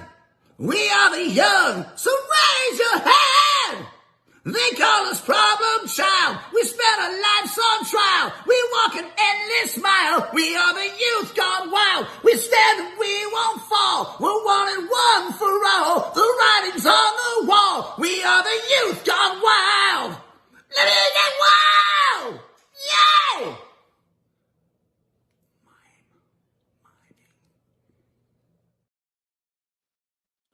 Oh, guys, that felt really good, didn't it? You guys with me? You all still with me? It's great. That's called the piss break right there. Oh yeah, dude. That's hey man, the PWT universe. What did I do to deserve that? Hey, you all love it. You all love it. And yeah, that's whenever Jericho hits the ring, folks, I might just play that, you know. If you're a member, that's what I used as the intro and the outro. I'm locking down music for that show, folks. But oh my God, Jonesy in the chat here. Jonesy 84. For $5, if I give you money, will you lose that damn Jericho clip? I'll see to it. I'll make sure that whatever new show we're having, that's not touching the screen. Maybe we could set like a number one night, and then you guys could convince me with a number. And if we reach like a goal, then maybe I'll gouge you guys to get that clip gone. But I don't know. I'll take your $5 and not play it for a while, though. Right now, I guess. And I love you so much, Jonesy. I appreciate you so much. You'd already know. But that's my all-time favorite clip, I think, maybe ever on the internet. So it's going to take a lot of enticing. We're going to have to set a goal, maybe work towards it, maybe a couple streams. And if we hit it, okay, I'll eliminate that clip. But I don't know. For the time being, Phil, I've got Big Bill and Chris Jericho looking at me on the screen right now. I don't know if I'm too late or not, but who told them to wear earth tone colors? Like, just the most. Oh, these guys don't even know how to dress like stars. Like, you sound like me awful with the fucking being an aesthetic mark. Dude, they're dressed like shitty 6th grade teachers, but they have their shirts open. Yeah, it's cringe. And then Brian Keith is just there, and I'm glad he's just like getting some camera time next to Jericho. I guess that's good. I like Brian Keith, but I don't know, man, this whole scenario. Well, let's talk about Ricky Starks. Let's listen to Jericho and Big Bill, and then let's talk about Big Bill and Ricky Starks, because there's some news. Hold on. Okay, they're calling out their partner for the Forbidden Door. Let's see who it is. Okay, turn it up. It's Minoru Suzuki. Okay, so who cares? Jericho's teamed with him a bunch of times. Why is Jonathan Gresham dressed like an outlaw? Come on now, Andre. That's Brian Keith, dude. Oh my God. Why is Gresham dressed like an outlaw? Come on now. Oh my goodness. I'll happily be extorted to not hear Jericho sing. Okay, hey, if that's what you guys want, man, I deliver you guys what you guys want. You know what I mean? You know, that's my job. My job is just Brian please Keith the looks PWT young. universe. How old do you think Brian Keith is? Let's googly it. Brian Keith wrestler age. 32 years old, man. Yeah, he looks about that age. He's a month older than me. Wow. Almost to the day. So you fucking kids. What are we going to do with these kids? Yeah, who knows? Oh my goodness. Yeah, so Suzuki's on screen. I'll second that. Take an axe to the learning tree. Grant Campbell, you guys really don't want what? Oh my goodness. Okay, we might do it, not this stream, but we'll set maybe a goal on a stream that I'll promote it to you guys so you know it's coming up. And if you guys want to, we will auction off getting rid of that Jericho clip from the show if you really want, or at least a certain time period. We'll time it out or something. But the youth's gone wild. Yeah. That's my favorite shit ever. Thank you, Greg Campbell. And good to see you here, man. You're always rocking with us too, ever since you found the show. I appreciate that. Like every single time I'm seeing your name. Now we got Joe coming out to interrupt. Yeah, so it's going to be Joe and Hook against the learning tree, I guess, is what they're building to. God. Channels are Jamie Earhart for $2 says, thank you so much, Jamie. Channels are changing because of Jerislow. Yeah. I popped Mish really hard the other day when I was like, yo, AEW did their lowest ratings and I did one of my highest ratings ever last week. So, and yeah, we're having another great banger of a show tonight here. And yeah, dude, I'm sure channels are at least Joe's on the screen, right? At least we can get into Joe. Hopefully Joe just one punches everyone. Probably not, though. He'll probably go 50 minutes with Keith at Forbidden Door. Hey, Derek, no more Jericho singing. George Couch, come on. Oh, come on now, chat. That's not very fair. Chris Jericho works really hard on his singing, you guys. That's not very. Fozzie's a world touring band, chat. That's not very fair. What are you air? Oh, come on now, chat. Just because they haven't bought insurance doesn't mean that they aren't very good. Jericho works hard. He likes Rush. My word, where's Conan? Conan's right here, dude. Conan. Oh, that's where Conan's at. So we have Joe, Shibata, and Hook, which is like a trio, I guess.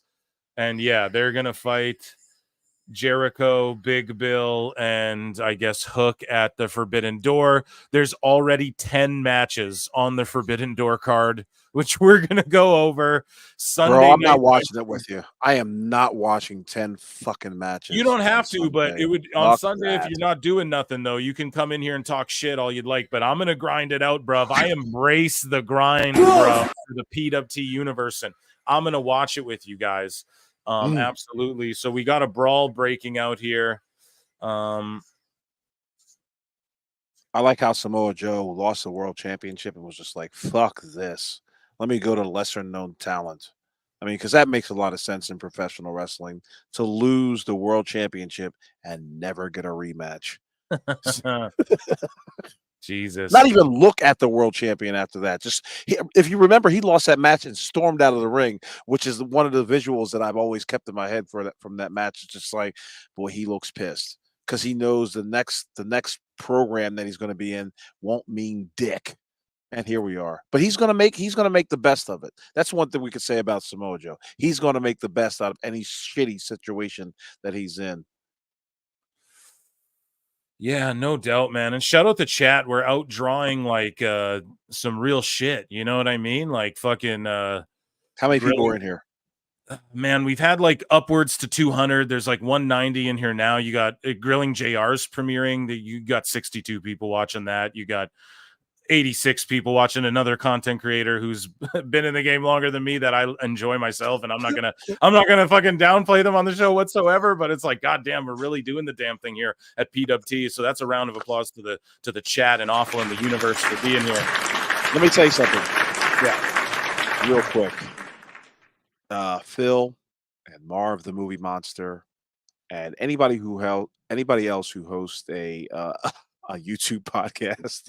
You guys kill me with the numbers. It cracks me up, and it's the last thing that I want to do is as a podcast host is look at numbers.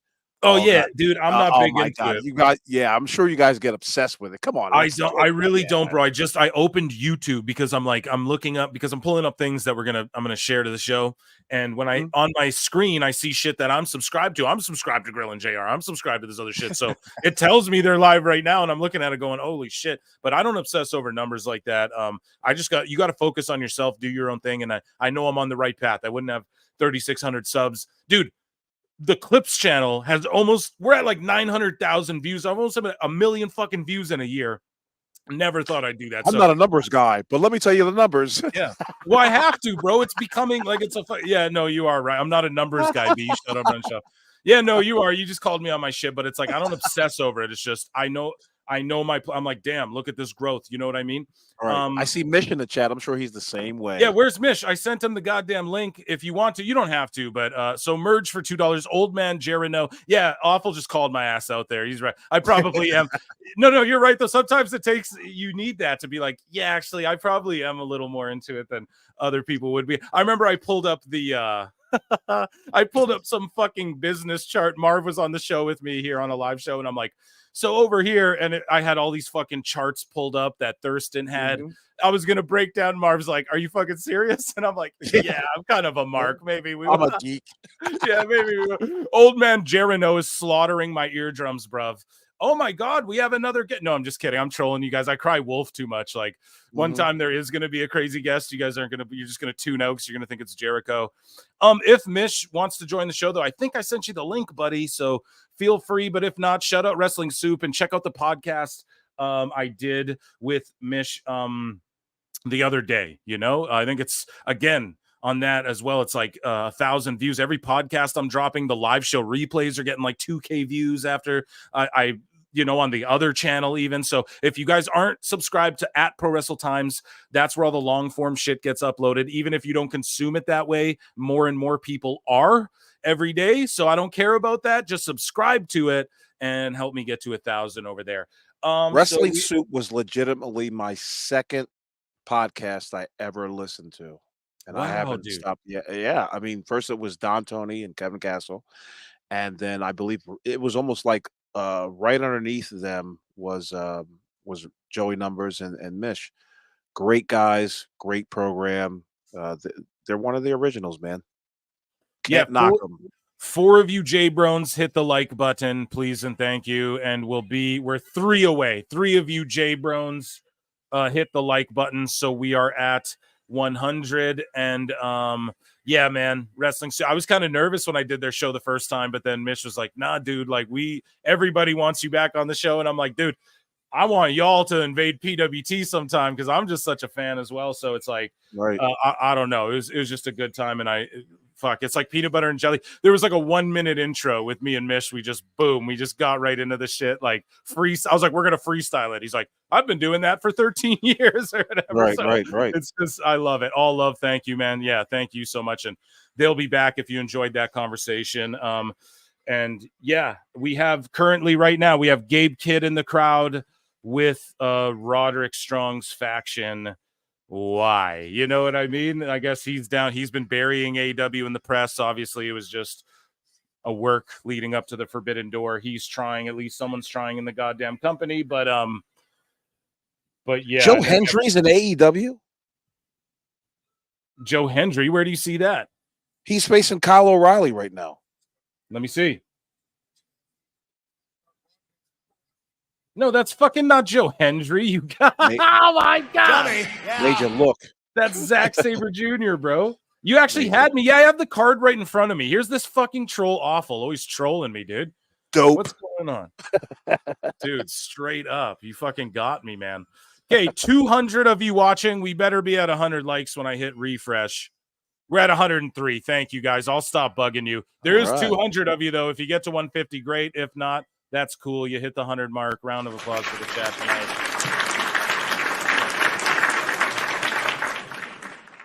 And yeah, I don't know, man. We got some hand fighting. This is actually a pretty dope match that I would be into if it weren't just if it took place in a basement. in Stu Hart's dungeon. Yeah.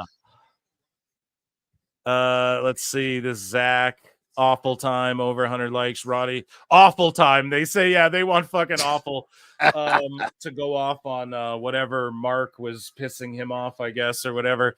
So we have something here. Let me just quickly scroll through here before we get to I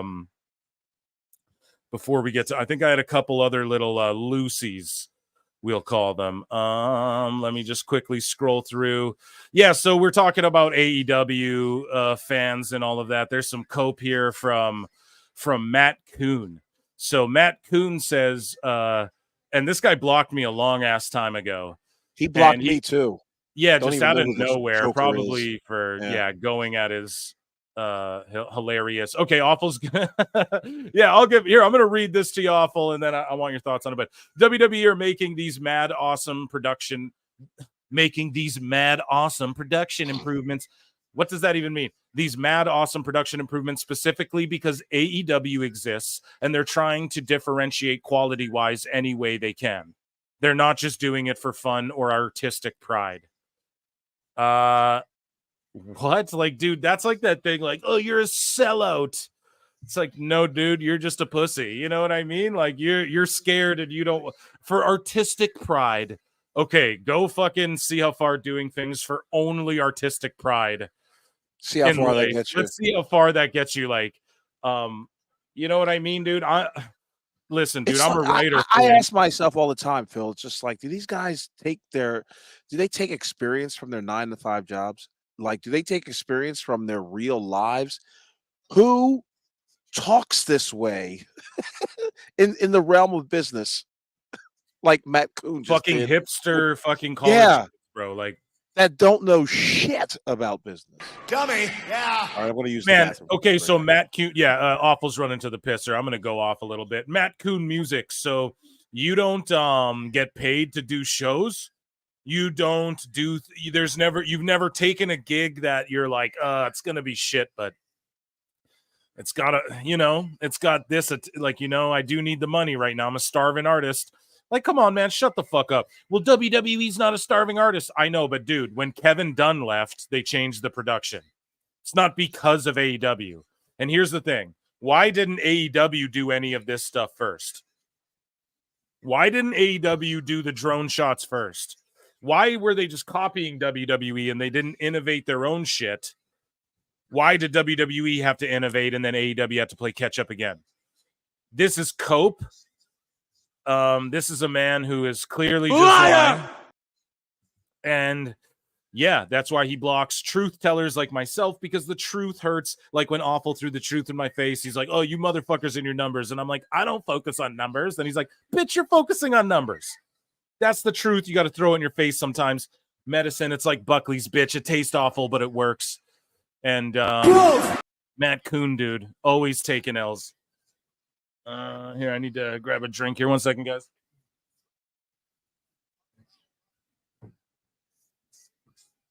Oh, yeah, soda water. It's great. Phil's cooking tonight, though. I told you guys. Damn it, I was running all late, too, and everything.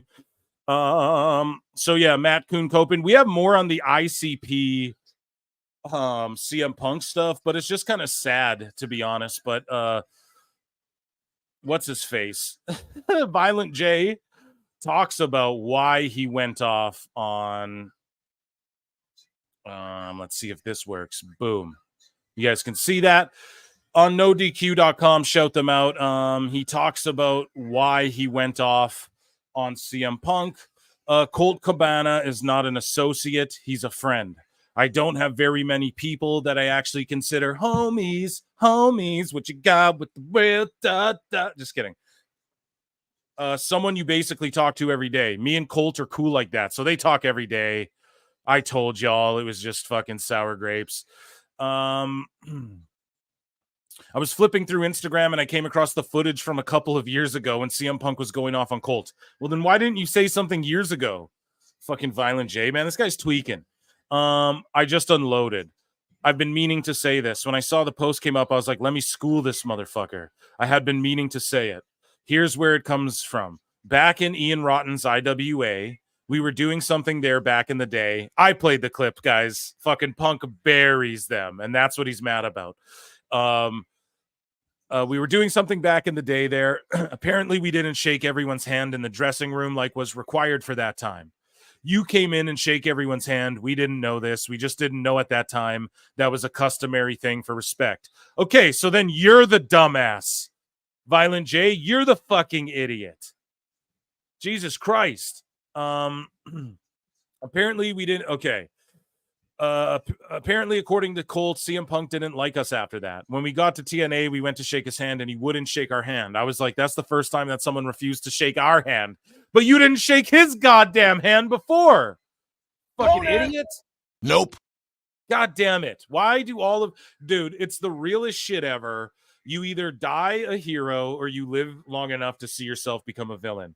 Every time I look up Violent J, he's fucking tweaking in interviews, and I'd love to have him on this show. I'm not going to be like, fuck you, man, I hate you. But it's like, dude, you're tweaking in interviews, and now you're saying the dumbest shit ever.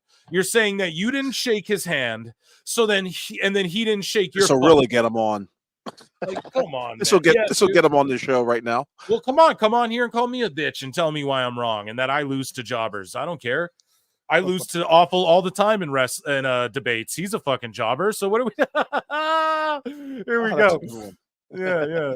That was a layup. So anyways, I was like, that's the first time that someone refused to shake our hand in wrestling over something like that. When Colt fell out with him, I caught that statement about who would share a bank account with their mom. Not everyone's mom is like CM Punk's mom where that would be a problem. I shared a bank account with my mom before she passed. I don't understand him. I don't understand his anger, his bitterness, and I don't understand his attacks on Colt. Yeah, you don't understand them because there's a dichotomy between those two that is... There's friction, bro, and they don't fucking like each other, and dude's suing him and shit. After he went on his pod, blew Colt's pod up to the biggest it's ever been, and then fucking Colt turns around and sues him. Right. Okay. Scully Vibes, any chance we get a WWE Raw live show on a Monday? Dude, here's the only thing. Nope. We usually maybe like hey, if we get to where all my videos get 10K views and I can just live off doing PWT for sure. But the thing is I take Monday to record the recorded PWT podcast. You know what I mean? So I mean, hey, if you got like if we blow up to we got 1,000 people watching every live show, and this is just like all I have time for is PWT. Fuck yeah, I'll live stream every single day and bring you recorded pods and do, you know what I mean? Yes, you'll get more Phil Marks, but until then, I gotta be out here grinding. I embrace the grind, bruv. So I don't know, man. He's just like, fuck him, fuck this dude. I unloaded because I have an outlet and something's on my mind. I unload. The funny thing is he doesn't live in my mind like that. It's not like a grudge where I'm after him. I just saw it and I was like, fuck this guy. That's it. There's no anger to it. I don't like him. I think he suffers inside. Excuse me, just watching and observing as a fan. I think he has problems and there is a lot more going on in his head than I'll ever understand.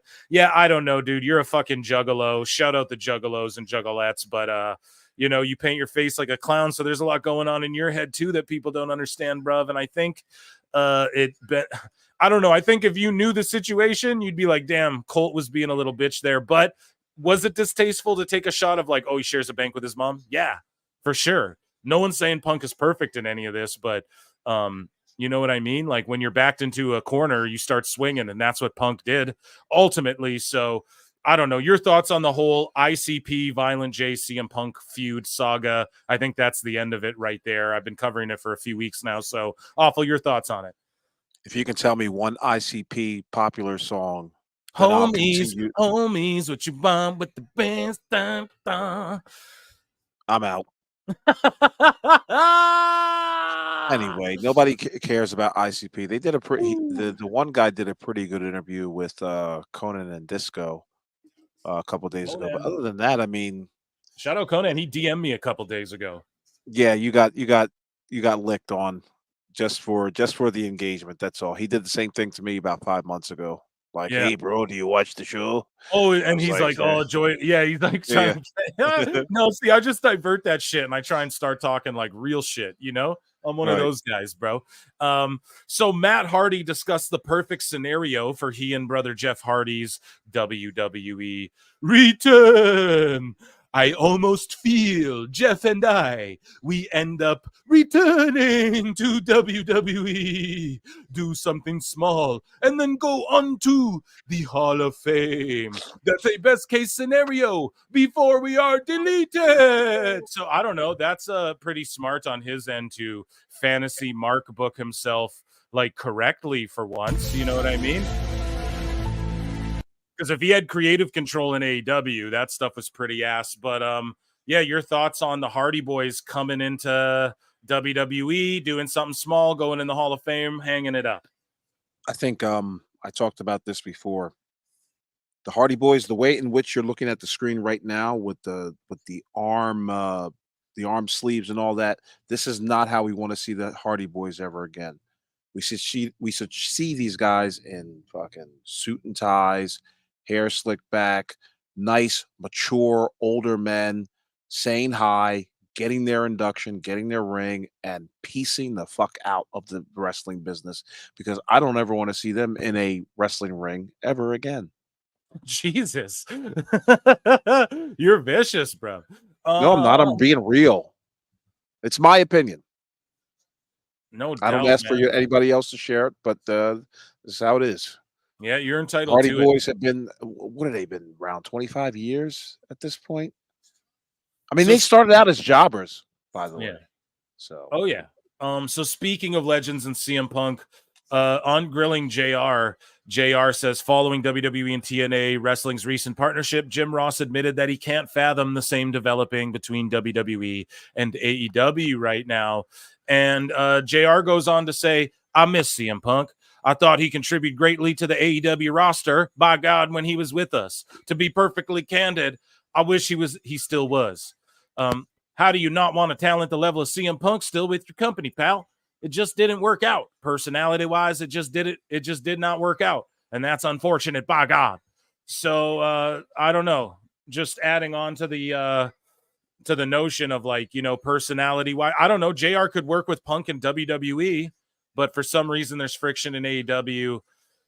I don't know. We have a huge on Dynamite right now. There's just a bunch of random people, and you see in the chat, everyone's like, "What the fuck is this?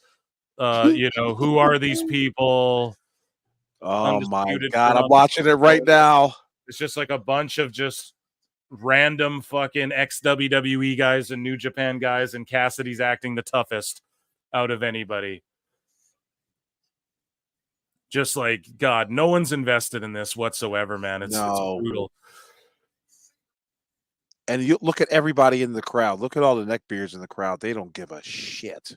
And like, speaking of problems in AEW, Ultimo Guerrero was on last week, and Ultimo Guerrero revealed that he wasn't made aware that Tony Khan wanted him to wear his mask, like with Okada on Collision, because he's competed without a mask since 2014, dude. 10 years he hasn't worn a mask. You what? Tony Khan's playing with these guys like 2K mode. Oh no, I want Ultimo Guerrero 14 attire equipped for this match with against Okada 19. Okada 17 was the best year. Okada, can you wear the pants again? Jesus. So Ultimo Guerrero shows up to Collision, doesn't realize that he's expected to wear his mask that he hasn't worn in 10 years. So a staff member quickly made a mask for him on short notice. And during the match, everyone was like, wow, this is the worst Okada match of all time. Even the AEW fans were saying it. And this dude's mask kept falling off. And only one of which aired on the broadcast because they edited like a bunch of the mask. Several times the mask fell off, and Guerrero thanked the staff member for their efforts. But yeah, what do you think about that? It's so silly how Tony Khan would want to book a guy who hasn't worn a mask in goddamn years and throw a mask right on him. I mean, the more you hear about Tony Khan's foibles and problems, it still boggles me. It's just like, wow, I can't believe, and people want this guy to stay in the wrestling business. Like they want him to be like, oh, he's going to get better. When you're doing stuff like this, disrespecting the business, disrespecting the wrestler, disrespecting their history, disrespecting their current position on any card, man, you're not gonna be lasting too much longer in this industry. I always, you know how I always see these guys from the top to the bottom. I look at AEW as any other business, any other 9 to 5 business that you've ever been involved with. It's just like you're not going to talk to the boss. You're not gonna give him your 2 cents on anything just because the guy's paying you. Yeah, like give me a break. At some point, there is a breaking point for each of these guys, and the fact that these guys are not going up to Tony Khan. I made a tweet just today about how one of these damn wrestlers, I think it was Brian Cage. Brian Cage puts out a 90-second video about how he's this and that. And it's just like, dude, what the fuck are you telling us for? Talk to Tony Khan. There's no need for you to be going online trying to rally the troops to get Tony Khan and get you to do something, to get him to do something for you. You're closer in proximity to Tony Khan than any one of us. Knock on the man's door, hoot, holler, scream and shout, kick down anything that you can to get on television. Okay, quit crying to us about it. I'm glad you brought that up. It's a perfect transition segue, if you will. Because when you do that, I'm a fucking little kid, dude. Just kidding. But when you do that, you get treated like Lufisto. And Lufisto says they did it at first several times. Oh, sorry. So Lufisto says everything I said has been confirmed by other people after. Slowly but still, I don't wish for anyone to end up without a job, but I see the attendance and the number of people watching go down, and I'm definitely not crying. So she's still getting attacked because Lufisto came out a long time ago because she worked a couple dates for AEW, and she just voiced how it is back there and just kept it real, and she got ostracized. She got hated on. Shout out Lufisto. She's going through some some personal medical stuff. Just I think she may have a GoFundMe up as well. If you guys can go check that out and support her, and just our thoughts and prayers and wishes with Lufisto, and hopefully she makes a healthy recovery. But she still took time to keep it real, like she's always done. And they gave her a lot of shit for this. And someone said, I don't know, I'm blocked from whoever tweeted this out, but probably for supporting Lufisto. Yeah, I probably responded supporting her and they blocked me, but they did at first several times. Then I shared my not very good experience with them, got bombarded by a dozen of their talent on X, and yes, including MJF was tweeting out like pretty much like fuck Lufisto. You know, a bunch of these people were like people in the industry, man, buried her and shit, and including their then piece of shit champion. And she got death threats ever since. There's still many people I love there, but overall, fuck them. So she's just hanging on to that. Like, nah, they ran like shit. And then when I voiced it, you know, I got attacked for it. And I don't know, man. Eventually everybody sees the truth and they realize what Lufisto says. I mean, Cody saw it. He jumped off the ship, dude. There's a reason that happens. But yeah, you get attacked. Your thoughts on sort of Lufisto still standing on her business and being like, no, these people treated me like shit and ostracized me. I think Lufisto, and correct me if I'm wrong, but I had this opinion like Lufisto is what Thunder Rose, like she it's almost like she's taken over, like she's telling us what Thunder Rosa's gone through. Because this is what I believe Thunder Rosa and all these other characters are going through. Like, you can't say nothing because you get ostracized. If there's any wrestler or any talent listening to this broadcast right now, and they want to raise their profile, do exactly what I've been telling you to do. Hoot and holler. Because guess what's going to happen? You may lose a paycheck, but you're going to build respect among the people in the community, in the wrestling industry, who are going to be like, you know what, you stood up to that. And other companies are going to see that and be like, okay, we know you're a respectful talent. We know, but the way that in which you handled the situation with Tony Khan, I mean, guys, if you want to raise your profile on television, and I'm not a television guy, but I just know enough long enough about wrestling that this is how it goes. You must speak up now. Just in the way that you want to raise at your job. You can't just allow it to just happen. You've got to say something and let them know like what you did to deserve this raise. The things that you did in the last 6 months to a year to make sure that you know you're getting paid properly. But if you're a wrestler and you're just like, oh, I'm happy to be here, I have no sympathy for you. I've got no sort of like, I could care less about how your career is going because you're not putting it in your own hands. And yeah, I hate to drag on like Phil, but that's all I've got to say about that. You're a piece of shit, dude. No, I love you, dude. Well, the thing is when you speak up though, awful, you get accused of the fans of, like Ricky Stark's a talent. Short-term loss, long-term gain. I know, but you get Ricky Starks though, right? And all of the fans, everybody loves Ricky Starks, and everybody's going, Starks is the man. Everyone's behind him. Oh, this is the best signing ever. But then it turns out, oh, he's kind of a Punk guy, and he's kind of a Cody guy, and he's a guy who just does his job. And if you watch AEW All Access, how he interacts with Tony, you can tell. I can tell. I'm going to EFAP that video with you one of these days, Awful. It's a video I made a while back. I compiled, if you guys haven't yet, on at Pro Wrestle Clips. It's called 10 Minutes of Tony Khan. A chunk of it got edited out, so it's like 7 minutes long. But every mention or time Tony Khan appears on television during AEW All Access, I watched the show 3 fucking times. I clipped it all out, and I compiled it for you guys. And in it, you see Ricky Starks have brief interactions with Tony backstage, and you can tell he's a guy who's just like, oh yeah, he I think saw the writing on the wall a while ago. Now that we see fans going at Ricky Starks saying like, dude, you're a piece of shit. I remember I think somebody tweeted it out. Maybe Dose tweeted it out. Somebody tweeted out saying like, Ricky Starks had $3 and was living in his car. Now he's making however much money. Like he should be grateful to Tony Khan and do his hardest work. I think it was like Dose said that or something, but I don't know, man. This story was that you who tweeted that out, Awful, or was that Dose? was probably Dose.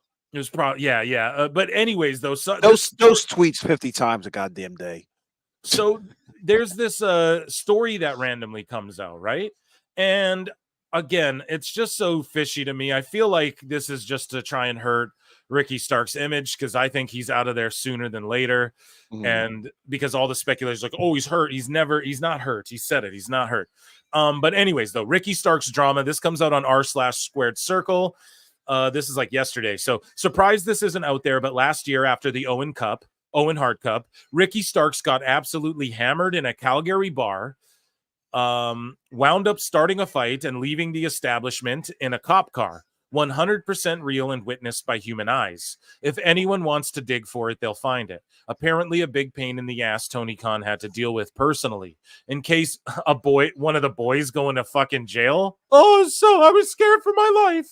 Jesus Christ. In case anyone is wondering, that's why Ricky's not going back to Calgary this year. Also on the why is he not on TV front, he's turning down pitches. Ricky Starks did himself a favor. Yes. Yeah. He's turning down pitches or not even listening to pitches. The guy lost control of the right side of his body on live TV so that he needed to take a pin and eliminate himself from the tag tournament right away, and is out here doing the obligatory I'm fine and cleared. I don't know why I'm not on TV. I would love to contribute stuff. So now this claim is that Ricky Starks like couldn't kick out because he lost control of the right side of his body, probably insinuating that his neck issues are worse than they are. So he's difficult to work with. He'll start a fight and get arrested. His body doesn't even work properly.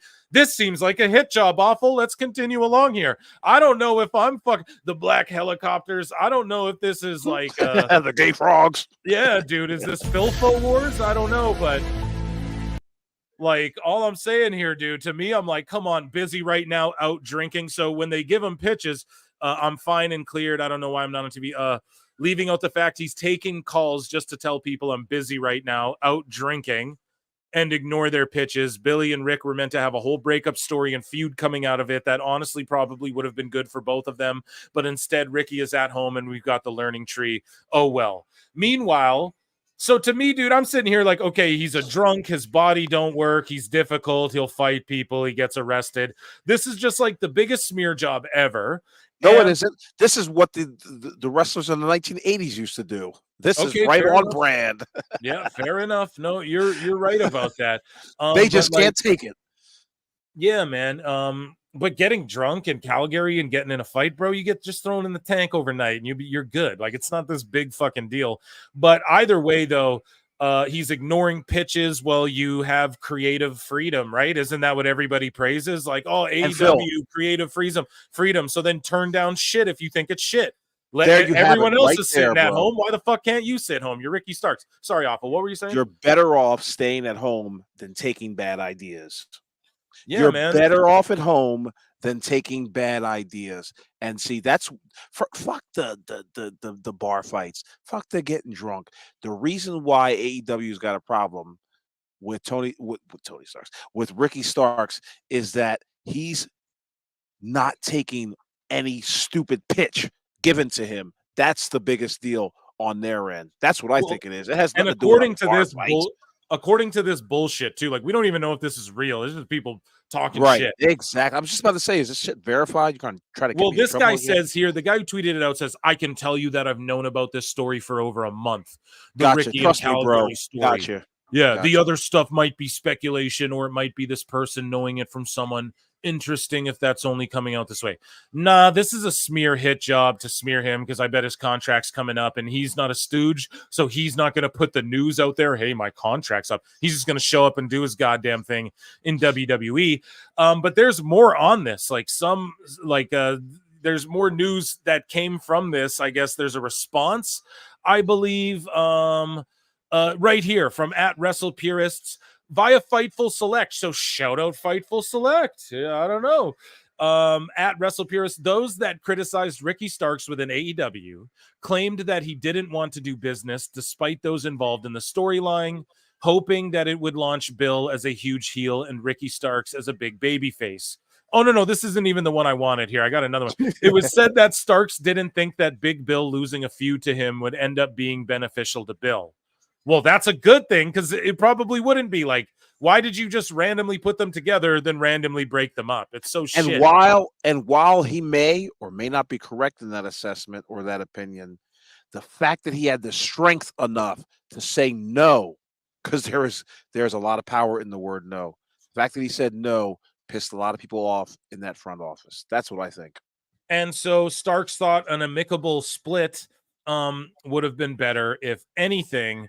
And then here we go. So here's Fightful coming in with, this is the one I wanted to read. So then they followed up and go, sources in AEW have claimed that a rumored incident in a bar involving Ricky Starks didn't occur whatsoever. So it's you Reddit marks. Don't listen to fucking marks on Twitter and fucking Reddit, you guys. Don't even listen to me and Awful. We're dumb. This is all dumb. Yes, right. Okay? Don't take our word for it. Look it up for yourself. I've said that, that line through politics, social life, anything, any endeavor in life. Don't take somebody's word for it. Look it up yourself. And this goddamn Reddit mark starts all of this drama. And so as per a report from Fightful, everyone who was allegedly involved in the incident denied it to them. Now, remember, this is a company where they aired the CM Punk footage, where Excalibur knocked out Jimmy Havoc or whatever in a bar when everyone was drinking together, and they all talked about it. Okay, like this is everyone's stooging everything in this company. So they go and ask people, and they're keeping it under wraps. Now, they don't have an interest in protecting Ricky whatsoever, but at least Fightful went and got two sides of the story and then presented two sides of the goddamn story. I actually commend them for that. You know what I mean? Because they said those that criticized Ricky claim these things, but our sources are claiming that that shit didn't occur whatsoever. So that is the way to do it. That's the way to at least like verify what you're saying. So there you go, guys. I'm putting over on this front at least. So yeah, I don't know, man. I just can't wait till Ricky Starks gets out of this toxic. You just know it's toxic, dude. I mean, what more evidence do you need? And yeah, there's an overrun here. Swerve and Ospreay have perfectly timed tag team offense, even though they have never teamed together. It's all bullshit. Why am I looking at Dr. Fauci on your page? Well, there's something. There's something about. I read that's that. What I was gonna. For just 1 second. That's hilarious. Yeah, dude. Well, I'm gonna bring it up right next. Okay. That's actually what I was gonna bring with you before we get into Dave Meltzer's dumb moments stuff and play our flute here. You guys can see I got a lot of wavy Davey in here as we come to the end of Dynamite. But before we get into that, Awful.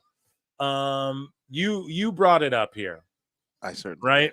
You see Fauci. Why is he on the screen? So let's click on this. The former host of The Bump came. This is the YouTube podcast for WWE. Who took it over? I want to say whoever took it over does a way better job. You know what I mean? Right. And this guy was like, man, fuck like the family.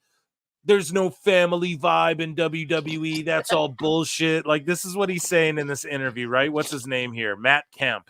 And he's going, man, there's no actual family vibe in WWE. The Rock lines us up and meets us all and is like, you guys are here for a reason. Then 3 weeks later, I lose my job. All that shit he's talking is bullshit. Sour grapes, right? I don't even really know this guy. A lot of people were like, this dude wasn't very good. I don't care. He can have his opinion about WWE, but he's clearly like they've released some backstage people. Like, you know what I mean? We've seen a handful of them. Even that commentator, Kevin Patrick or whatever, got let go, you know? So it's like, dude, just relax. You don't have to bury the company. Why burn the bridge? At least you crossed it first, but it's just silliness. If you can't get far, I guess Swerve is fully a heel now too. Swerve just attacked Ospreay in the overrun, so he's fully a heel again now. This is fucking stupid. What an awful Dynamite. But anyways, though, former The Bump host Matt Kemp recently revealed that there was past conversations between WWE and the White House regarding Dr. Anthony Fauci potentially appearing on the show to get the word out about the vaccine awareness. Ultimately, Vince McMahon didn't sign off on it because it was considered too political, pal.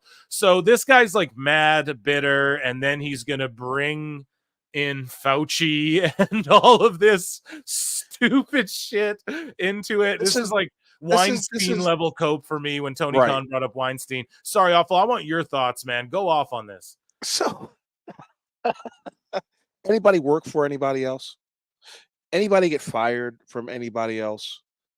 Yeah, you're going to be a little upset. You're going to be a little mad. But I got a question for all of you.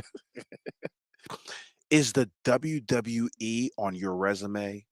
Because if it is, you have the world is your oyster at this point. If you know what you're doing, you get fired from the biggest professional wrestling company in the world. Okay. I don't care who you are. You're going to be able to pick up work within no time. There's no need to go file unemployment because you're going to get work. Somebody's going to see those 3 letters on there. Wait a second, you work for the WWE, and then the next thing you know what they're going to do, if the HR department is on their game, they're going to look at your tweets. They're going to look at your interactions with this company. They're going to look at your exit interview. And this guy just ruined everything of chances by disparaging the WWE. One of the things you don't do, people, just as a life lesson, you don't disparage the company that you got fired from. You fucking just shut up and move on. Because if you're worth a damn, it doesn't matter what these guys did to you. You're going to make it one way or the other. Please do not be like, what's this fucking joker's name? Matt Camp? Don't be like Matt Camp. If you get fired from a job, don't go online disparaging the goddamn company. Don't even try to allude to that. Put your nose to the grindstone and find more work. That's all I got. Damn, dude. I had to teach a life lesson. Fuck all this, like this Marcus bullshit, like what he's saying and all that. Don't act like this. Don't go on the internet. If you got fired from a job recently or in the past or whatever, it's not cool to just, be that type of guy. It's just like, I'm going to be bitter and I'm just going to because it ain't going to work. Because you may have to find work with that particular company again later on down the road. Right. They're going to look at these fucking words that you said then, and then you're like, bro, we don't like you. You know what? You said some real foul shit about us. So we're not going to bring you back. If anybody over the age of 30 has gone through this, you guys know exactly what I'm talking about. That's all I got to say. The chat's calling him a Meltzer sheep. They're calling him Matt Dunn, fucking Kevin Dunn Jr. And trust me, I'm not a bootlicker. I'm not a bootlicker. But this is not for the company's sake. This is for your own sake. This is for your own benefit. The sooner you're able to shake it off, the better off you'll be. Yeah, no, you're absolutely right here. We'll give him a fucking No, that's absolutely. Do you have a dad, dude? Did your dad not wisen you up on this type of shit? Seriously, like, why would you do that? I don't know, man. WWE on your resume. God, they just go anywhere. Yeah, people just I don't know. Like, is this a way to bury it? It does seem like. Yeah, it's we've seen this forever, Phil. People lose their job from a company and then they go on and they talk. And it's so funny because like the AEW fans and people who like them, they're like, oh my God, be prepared for the sour grapes argument. Yeah, because that's exactly what it is. It's sour grapes. It's guys angry just because they just got off the phone with the HR department. You know what I mean? You hang up that phone and you're like, motherfucker. My whole life has changed. Yesterday I was working. Today I'm not working. I completely understand it. I completely do. But the last thing you want to do as a life lesson, everybody, is go online and talk shit about them. That's all. Man, nailed it. Okay, so Dynamite just ended with an overrun there. I mean, that show overall, we can give it a Price is Wrong. Oh, the show's over? Yes, it is. And I want to polish some flutes and give everyone a brilliant Dave Meltzer dumb moment of the week. But first, let's, I guess, go over the Forbidden Door card quickly and see, you know what I mean? Like what they got cooking. So Forbidden Door, guys, we have the Elite. So the Young Bucks and Okada versus Scissor Ace. which is the Acclaimed with Hiroshi What? Say it again. Read it Tanahashi. again. What? So they have a name for it already? Like, what? These fucking marks. The Elite versus Scissor Ace. So the Acclaimed with Hiroshi Tanahashi. Okay. And right? And then we just saw a match that's so the Learning Tree, Chris Jericho, Big Bill, and the Bad Apple, Brian Keith. Jesus. So the Learning Tree Jericho, the Redwood Big Bill, and the Bad Apple Brian Keith. Oh my God, that shit makes me angry. Versus Joe Hook and Shibata. Okay. So like, why is that on a pay-per-view? Fuck all the dumb shit. Look at number 7. Look at number 7. Well, dude, you have Bryan Danielson versus Takagi. Okay. In the Owen Hart tournament. All right. No hype behind it. Number 7, MJF versus Hichisero. What the fuck? Like, we can get a Danielson MJF program or what? Like, what's going on here? This was the guy I was told by many people, like, when he comes back, oh boy, the ratings are gonna shut the fuck up. No, it didn't. Because they neutered MJF too. And if anybody has any problem with that, take it up with me, because let me tell you something. Tony Khan has the innate ability to turn any superstar into a jobber. That's all I got.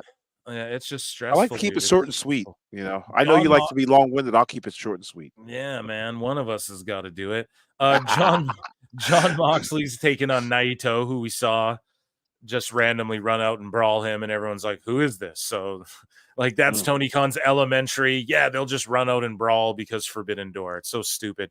We have Zack Sabre Jr. versus Orange Cassidy. I believe in Zack Sabre. Clap. Yeah. Yeah, so I mean, that match is like, they're just gonna be like, oh, look, Orange Cassidy can technically wrestle. Look at his wrestling prowess. No one cares. No one cares about Orange Cassidy. Timeless Tony Storm with Luther and Mariah May will take on Mina Shirakawa with Mariah May. So they're both with Mariah May. Like, that's how they write it on the card. Like, this is such Mark video game in your notebook. Like, how are they with both people? Or like, you have Timeless Tony Storm versus Mina Shirakawa with Mariah May at ringside. She's indifferent. She doesn't know where but no, it's just, no, she's with both of them. She'll run up the ramp and accompany both. They'll all make their entrance at the same time. It'll be great. Jesus Christ. So this match, whatever, that'll be the one I'll be watching, and you guys know why. Mercedes Moné versus Stephanie Vacquer, who is from New Japan, I guess, whatever.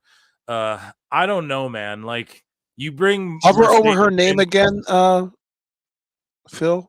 I wanted to see a picture. I wanted to see that picture that they presented. Absolutely. Okay, gotcha. All right, gotcha. So she's Chilean. She works with CMLL. Mercedes just went to CMLL, I think, like the last weekend or whatever. So Mercedes Moné comes in AEW. Everyone's like, here's the list. Oh, man, Mercedes versus Hayter. Mercedes versus Annie J. Mercedes versus Rio. Mercedes versus Sheeta. Mercedes versus Stat. Mercedes versus... No, you guys got Mercedes versus Willow rematch. And then you guys got her in CMLL. And then you guys got her fighting Stephanie Vacquer randomly, who wasn't on anyone's lists. You guys getting her second big match in AEW. If Monet is the perfect example of cannot book. Like, I don't put it on her. WWE made it work. They turn her into a top lady. AEW didn't even figure it out. Like, Monet just mooch. She's nothing in the company. Just an afterthought, nothingness. So they fucked that up. You got Takeshita, the power of Mark no. Briscoe. Yes, that's, if you guys can extrapolate any value from this broadcast tonight, it is what said about the power of no. We have Takeshita versus Mark Briscoe versus Jack Perry versus Dante Martin versus Leo Rush versus TBD. Let me guess, Ricochet. Oh, let me guess. It's Ricochet, who's going to come out and do flips off the ladders and win the fucking vacant TNT title. Obviously. That's what the fuck is gonna happen. Are you serious? This is the first time I'm hearing about this. because Tony Khan's whole plan too is like put the TNT and the TBS titles on former WWE guys. Like it was on Edge. Edge broke his tibia or whatever. So now it's going to go on Ricochet. Who else is going to be the shock? Because there's a wild card entry in the Owen Hart tournament that is whoever Jeff Jarrett's going to face. It can't be Ricochet. Ricochet comes in and beats Jeff Jarrett and all. Like, is that what it is? No, he's going to show up in this random ladder match. That's Tony's booking. And then he's going to fucking climb the ladder, win this shit. And he's going to be the TNT champion. And yeah, that's Tony's plan. I know it. And then he'll just book Ricochet in random dream matches every week and then it'll be like him versus Leo Rush and then him versus Ospreay and him, whatever. You already know. So to me, I believe that's what's going to happen. And that's also why it's so far up the card. You know what I mean? They got it at number 2. So is it the co-main? It's because it's going to be a Ricochet debut. And Tony always does this. A WWE guy can just walk in, devalue the company. Takeshita gets on the back burner. Mark Briscoe's the ROH world champion. No one gives a shit. He's been in 6-mans. Perry, why is he in this? Or maybe they do give it to Perry, but I just don't see them doing that because he's not working, bro. Like that shit ain't working with Perry. Give him one of those other meaningless belts. Maybe he can win the up, down, down title or some other bullshit. Dante Martin, like, why is he even in there? Isn't he in a fucking tag team / trios? Then you got Leo Rush, who made friends with Tony after demanding Tony Khan apologize for, like not sticking up for black wrestlers or something like that. And then, yeah, TBD. It's obviously Ricochet, in my opinion. And then you have Swerve Strickland. Want to place a little dollar bet on that? Sure, yeah. What kind of bet you think it's going to be a Ricochet as TBD, huh? Well, when did Ricochet's contract come up? You're asking me? Yeah, well, I don't know, man. You're writing the book. You're writing the book, bruv. I'm compiling notes. I'm not looking. I'm not poring over numbers like you and Mark. I know. But yeah. I know, but listen. It's got to be so. Okay, maybe it's Hangman Page then, but it's like if there's no that's a good one. I'm close. Great idea, Phil. Who wants to see that? They've already done that with Page 4 times. Who wants to see Ricochet? Stop right there. Holy God! What do you mean? Who wants to see Ricochet? Okay, so all right. So there's 388 million people in this goddamn country. How many more? When has Tony ever booked for the 388 million people in the goddamn country? He never has. Exactly. So booking for him, Ricochet's going to come in and flip off a ladder. What are you talking about? You could do the same thing with Adam Page without having to go through negotiations. Bro, he had Action Andretti fucking fight Leo Rush. Action Andretti's looking like Ospreay, doing shit better than Ospreay. He doesn't care about that. Like, dude, he doesn't give a shit about that. What do you mean? He's going to book Ricochet to do or it's Sammy Guevara. Where's Sammy Guevara? Or it's someone who's going to flip off a ladder. Do you guys hear what I'm saying? If it's not Ricochet, who else is in here who does flips off ladders? Sammy Guevara? Okay, then it's Sammy Guevara, dude. Like, it's one of these fucking guys. You want to make a wager? I'll in good taste, I'll in good fun. I'm a betting man. Saying Adam Page. I'll put $1 on that. See, so you're going to leave Guevara open. It's either Guevara or Ricochet. It's got to be one of the two. You know what? I'll tell you who it won't be. It won't be Ricochet. Okay. Calling it now. Okay. Fair enough. That is fair enough. So, yeah, man. And then we got Strickland, who just randomly turned heel on Will Ospreay again out of the blue. How did he turn, by the way? He just attacked, like they're sitting there posing because they won the tag match. Then I'm pretty sure he just cracked Ospreay from behind with his world title. Gotcha. And then the crowd's booing him. So, like, why does Tony, like, everyone just flips heel babyface more than like Big Show did back in the day? You know what I mean? Listen, I'll tell you one thing. Keep this graphic up, and let me ask the chat. Match number 10, number 9, number 8, and number 6. Those matches should be out of here. Get them out of here. You keep number 7, 5, 4, 3, 2. Excuse me. Number 7, 4, 3, 2, and 1. And there you have your pay-per-view. Now you're starting to get into a territory of telling cohesive stories. But as long as you're going to have 10 fucking matches that don't mean a goddamn thing, You should have just really just kept your focus on those 6 matches, including the MJF one, I guess. But that's how you build a pay-per-view. You don't want to get people have short attention spans, short attention spans out here. They're not going to be ready for a 10 bout pay-per-view, especially on a Sunday. Oh, but it'll do 100,000 pay-per-view buys. Bullshit. I'm also of the opinion that no AEW pay-per-view has done more than 115,000 buys. I don't care what anybody tells us. Damn, Awful shooting it straight. Well, Awful, I think you got to get out of here, don't you, my good friend? I do. But it was a fucking pleasure being here. God yeah, damn it. man, it's always a pleasure having How many you more curse here. words can I put? Yes, dude. I love when you're here as well. And I'm glad you came to hang out with me for as long as you did. Awful's taking off, but chat, don't worry. Don't be weary. I want to see flutes in the chat because we are getting ready for Meltzer's dumb moment. But Awful, let the good folks know where they can find you, what you got going on in your life, if you will. Anything you want to plug or whatnot before you get out of here. Sure. The show with you and I on a much more explicit level will be coming out shortly. Shout out to Wrestling Soup. Shout out to Neckbeards. Shout out to Marv. Shout out to Crossman25. I joke because I kid. And shout out to the chat. And shout out to you, Phil. Thank you. One of the hardest working white men I've ever known. Come on, man. I'm indigenous, bro. We gotta. Oh, he's indigenous. I'm sorry. So stick a feather in his head and call him native. Yeah, that is Phil Smart. Phil Marks. I like Phil Smarks. I'm going to call you Phil Smarks. Yeah, do it, bro. That's cool Thank too, you guys. As a matter of fact, it actually is Phil S. Marks. That's okay. Gotcha.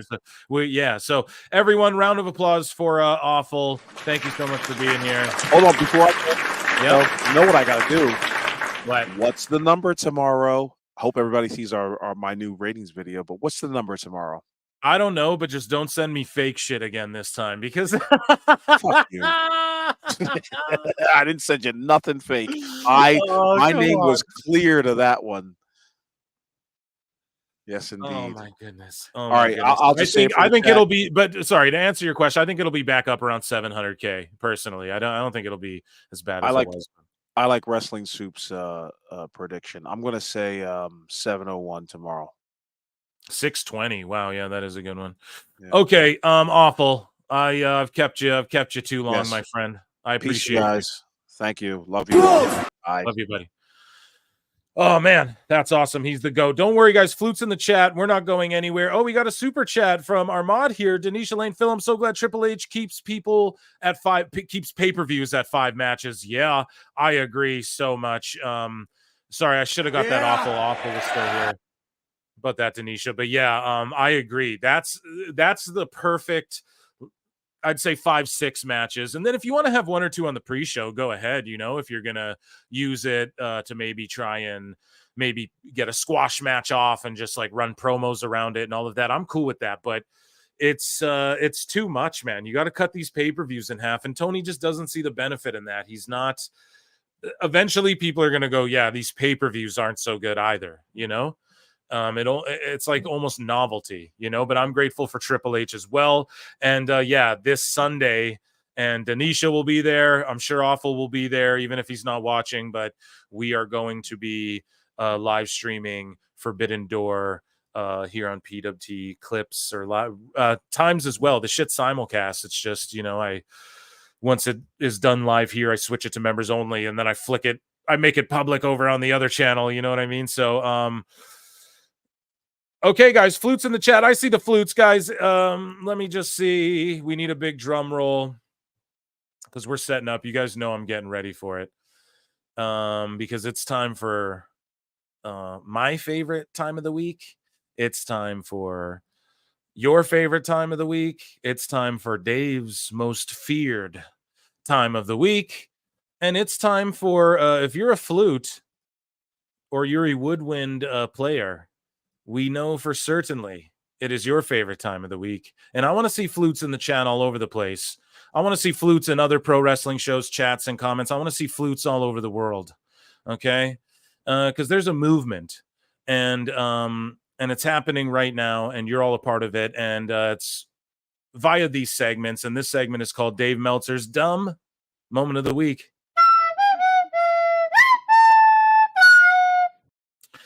Let's go. So Davey Wavy comes out and says, and shout out AEW Neckbeards for clipping this, screen grabbing it. So Dave Meltzer says, Raw goes against Stanley Cup Game 7 tonight. It will hurt, but the follow-up of the Wyatt 6, McIntyre stuff, and Money in the Bank qualifying should be a positive. But if it's down or stable, very legit reason. In Canada, nobody expects a good Raw number. Game is way, way bigger there. Raw did a 1.8 million, one of its most successful shows since WrestleMania. The fucking, it was up from last week, up again from last week. So Dave, oh no, the game, because that's his excuse for AEW. Oh, the game hurts the ratings, the game. Turns out it's not the goddamn game, Dave. Turns out Raw's just hitting, and again, after when you do a stellar week like WWE did last week, you get good ratings the next week. When you do a shit, I like Wrestling Soup as well, saying, we're doing 620. You know what I mean? I like that. That's a good prediction. I think it'll be close to around that as well, actually. I retract my 700 or 700 and so. Because when they did the 502, I was like, they're going to do 750 or whatever. 720. Nope, not even close. But yeah, dude, Dave just eating his own words again like the Muppet he is. And, he talks about Raw. He has thoughts on Raw. And he says, Dave Meltzer on The Miz's performance on WWE Raw commentary last night. Dave Meltzer says, The Miz on Tony Khan. The Miz on commentary was, I guess the term would be predictable because he said nothing. He was Dave, he said nothing. Really, Dave? What? You sure you want to go there with people, Dave? He was essentially the Miz doing one of those promos where he's got the great delivery, but he's got nothing to say. Just got to try and bury the Miz, don't you, Dave? You're just mad because you made up lies about Pat McAfee that weren't fucking true, that we're about to expose in 2 minutes, you asshole. Oh, I'm going to go off on Dave. So, as suspected, at Meltzer said what? The GOAT, ladies and gentlemen, says, as suspected, Dave claims that Jackie Redmond and Kathy Kelly are on Raw and SmackDown as well, which would mean 3 backstage interviewers on SmackDown, proving that he just made up his story about Kayla Braxton being a number 3 backstage interviewer out of thin air. Watch the show, Dave. I've said it a million times. Dave Meltzer does not actually watch WWE, guys. Like, he says it, he fast forwards through it.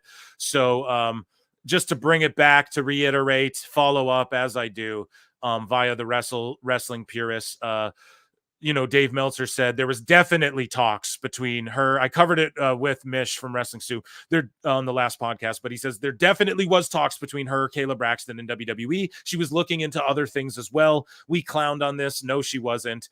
Kayla Braxton came out and was like, yeah, no, why would I leave WWE to go AEW? Essentially, like, why would I leave the biggest wrestling company? That's stupid. Shuts down Dave on her way out. Hilarious.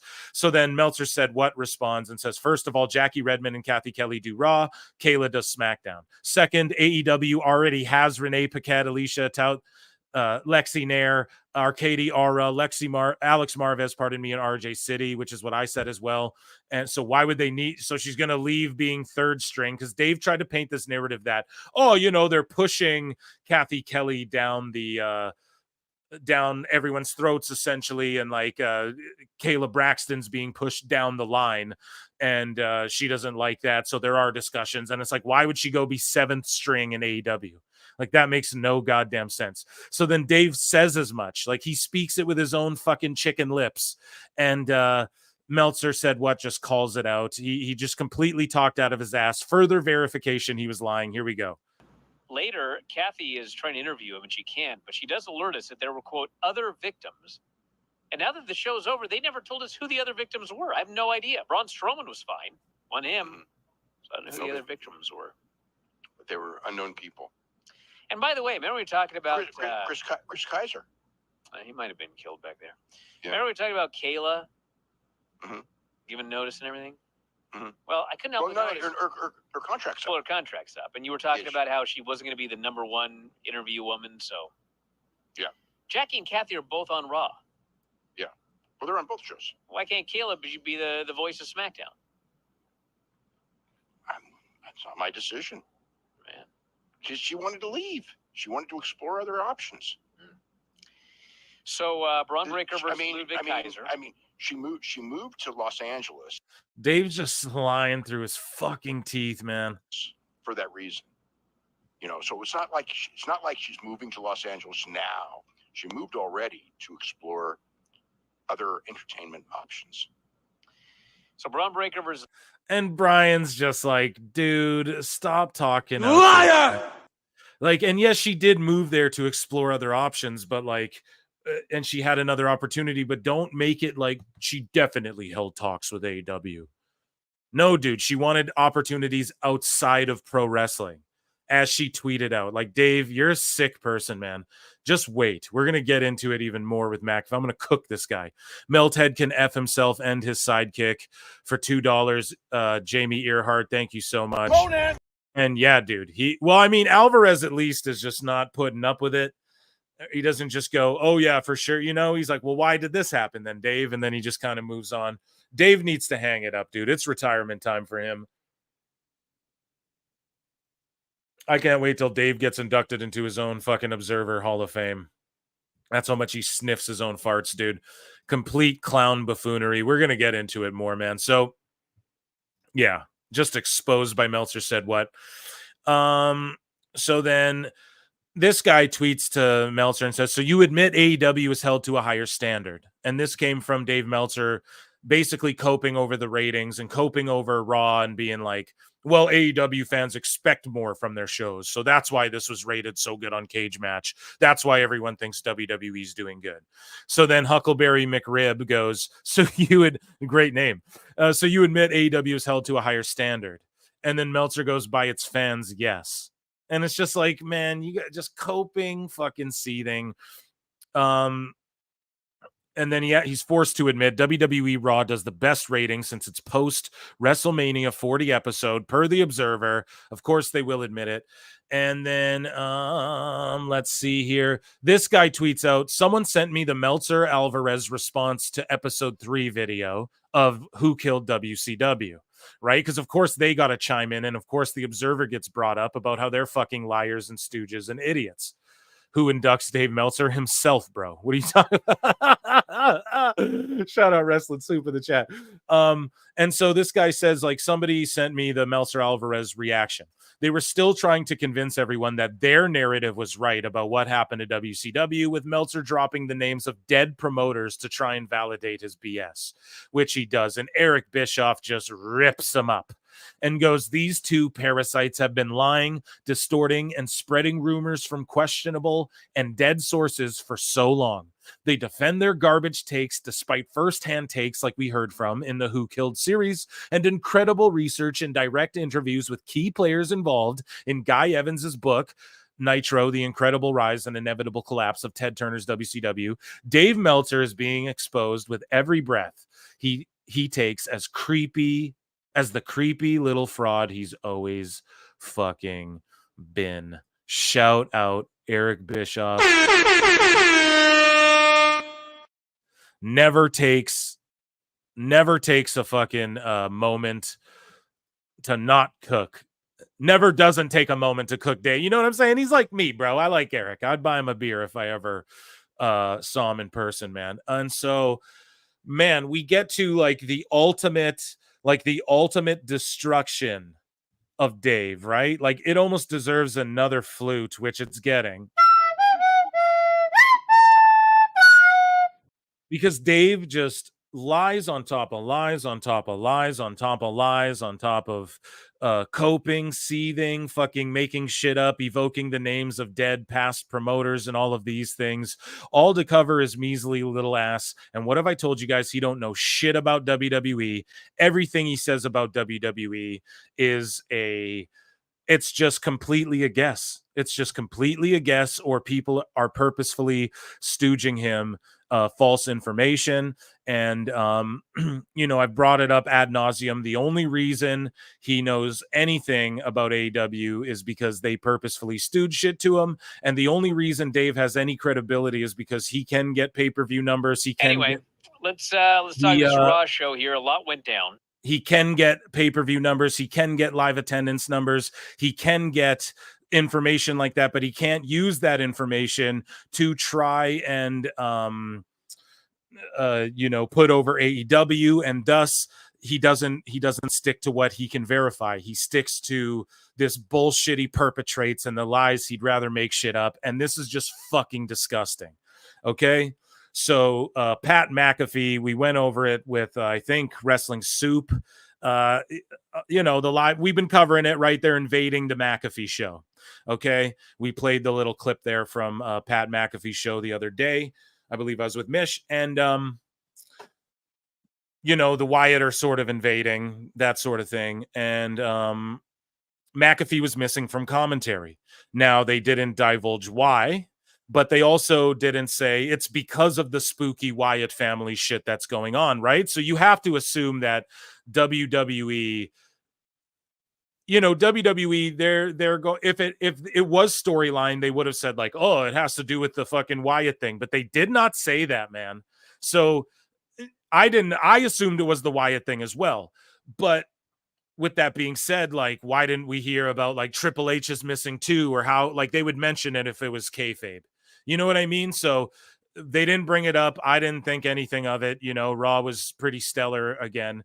And so, you know, fucking Dave Meltzer, he just invents this whole reason why Pat McAfee was not there. According to Brian and Dave, Pat McAfee missed Raw clearly due to a storyline reason with the Wyatts. Clearly, from the Observer, clearly, Dave is telling the truth, and clearly, this is clearly what it is from the Observer. So let's play this asshole. Anyway, let's talk this Raw show. Sorry, guys, I don't know why it's doing that. Here, we'll collapse it and play it. Anyway, let's talk this Raw show here. A lot went down. No Pat McAfee, which is really weird, but they were in Indianapolis. They're doing something with him and the Wyatts. Oh, yeah. Because Cole said Pat wasn't here tonight, quote, I'm not going to read too much into that. And he was replaced by The Miz. And this was clearly all storyline because Miz doing commentary and then being, you know, surprised in the middle of the show that you got to defend the tag titles in the main event. I mean, it played into the storyline the entire show. Miz on commentary was, I guess the term would be horrible, predictable, because he said nothing. He was horrific. He was essentially the Miz doing one of those promos where he's just, you know, got the great delivery. Oh, he said nothing and they didn't have anything down because it was a last minute thing because it clearly was a storyline, but Pat fucking McAfee comes out and says that his out of nowhere or out of the blue, or maybe he was ill. I don't know. I'm not going to speculate. Shout out Pat McAfee. Please do not pull me down for this, but his father-in-law passed away, dude.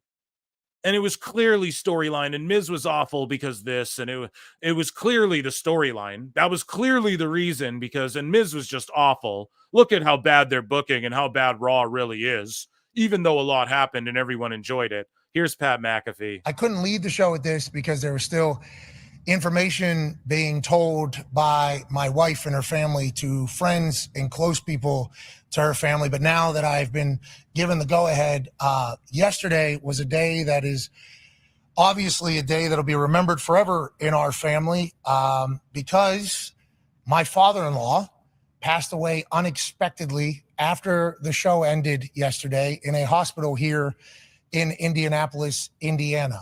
He had been in the hospital fighting an infection, and on Friday we were told that he was probably going to be discharged by Sunday. How the fuck did Dave Meltzer, my deepest condolences and best wishes and prayers to the McAfee family in this time, truly. Let me get this off though, Pat. I got you, brother. How the fuck did Dave He's a news guy. He doesn't know that McAfee's got a sick family member. Even if he keeps it private, he's supposed to be the inside source. He doesn't fucking fact check that before he talks, before him and Alvarez talk clearly out of their clearly asses. Clearly, fucking pricks. They had figured it out and he was going to be okay. So we were all in high hopes with incredible optimism. And then yesterday, literally as the show is ending, my wife calls me and says that I have to get to the hospital because there had been an emergency.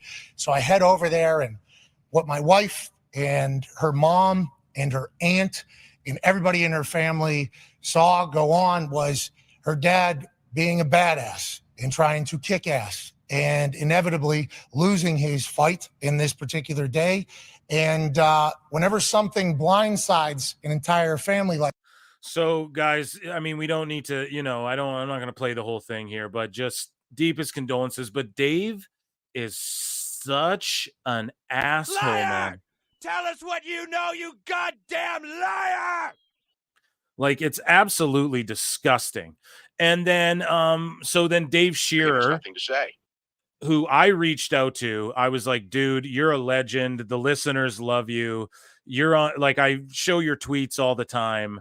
I put him on blast, not on blast, but I said it publicly because his DMs are closed unless you get the blue check, and I ain't getting the blue fucking check. I haven't done it for the bookmarks. I ain't doing it to ask nobody a question, but a lot of people liked it. So thank you, PWT Universe, for liking the tweet, because maybe he will come on the show and talk. But Dave Shearer from PW Insider goes, dipshit Chim Chim and his uncle Spridell are total embarrassments to my business. I hope the pieces of shit apologize to Pat's family and own their bad behavior, but I won't hold my breath waiting for that to happen. Dave and Brian are the shits, B. Let's go. Call them the shits, B. Fuck, man. That is just, you couldn't end that on a better note. And with that was Dave Meltzer's dumb, despicable, dumb moment of the week.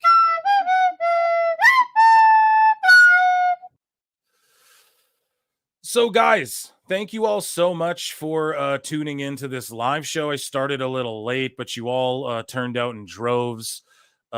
What can I say? Well, before we go, I guess, I tweeted out to Meltzer. I said, stop lying about people. Kayla Braxton, now Pat McAfee. You don't know shit about WWE or these people's personal lives. Stop being disrespectful and an asshole. Play AEW with your friends and stop doing this, you ignorant prick. So that was Dave Meltzer's dumb moment of the week. Editing Phil on that one. But thanks, guys, for tuning into the live show tonight. Sorry I was a little late. I'll do a member stream tomorrow. Guys, the member stream, like, don't worry so much about if you're catching it live as well. Like, I don't know what time. It's hard for me. I embrace the grind, bruv. You guys already know it. I'm bringing you so much content. Wrestling Soup. I just did a podcast with Crossman, and then I did this show tonight. I'm doing the member show tomorrow, and then Sunday we got another live show. So Friday and Saturday I'm going to relish taking a bit of time. But man, I just appreciate you all so much. Thank you, chat, for being here.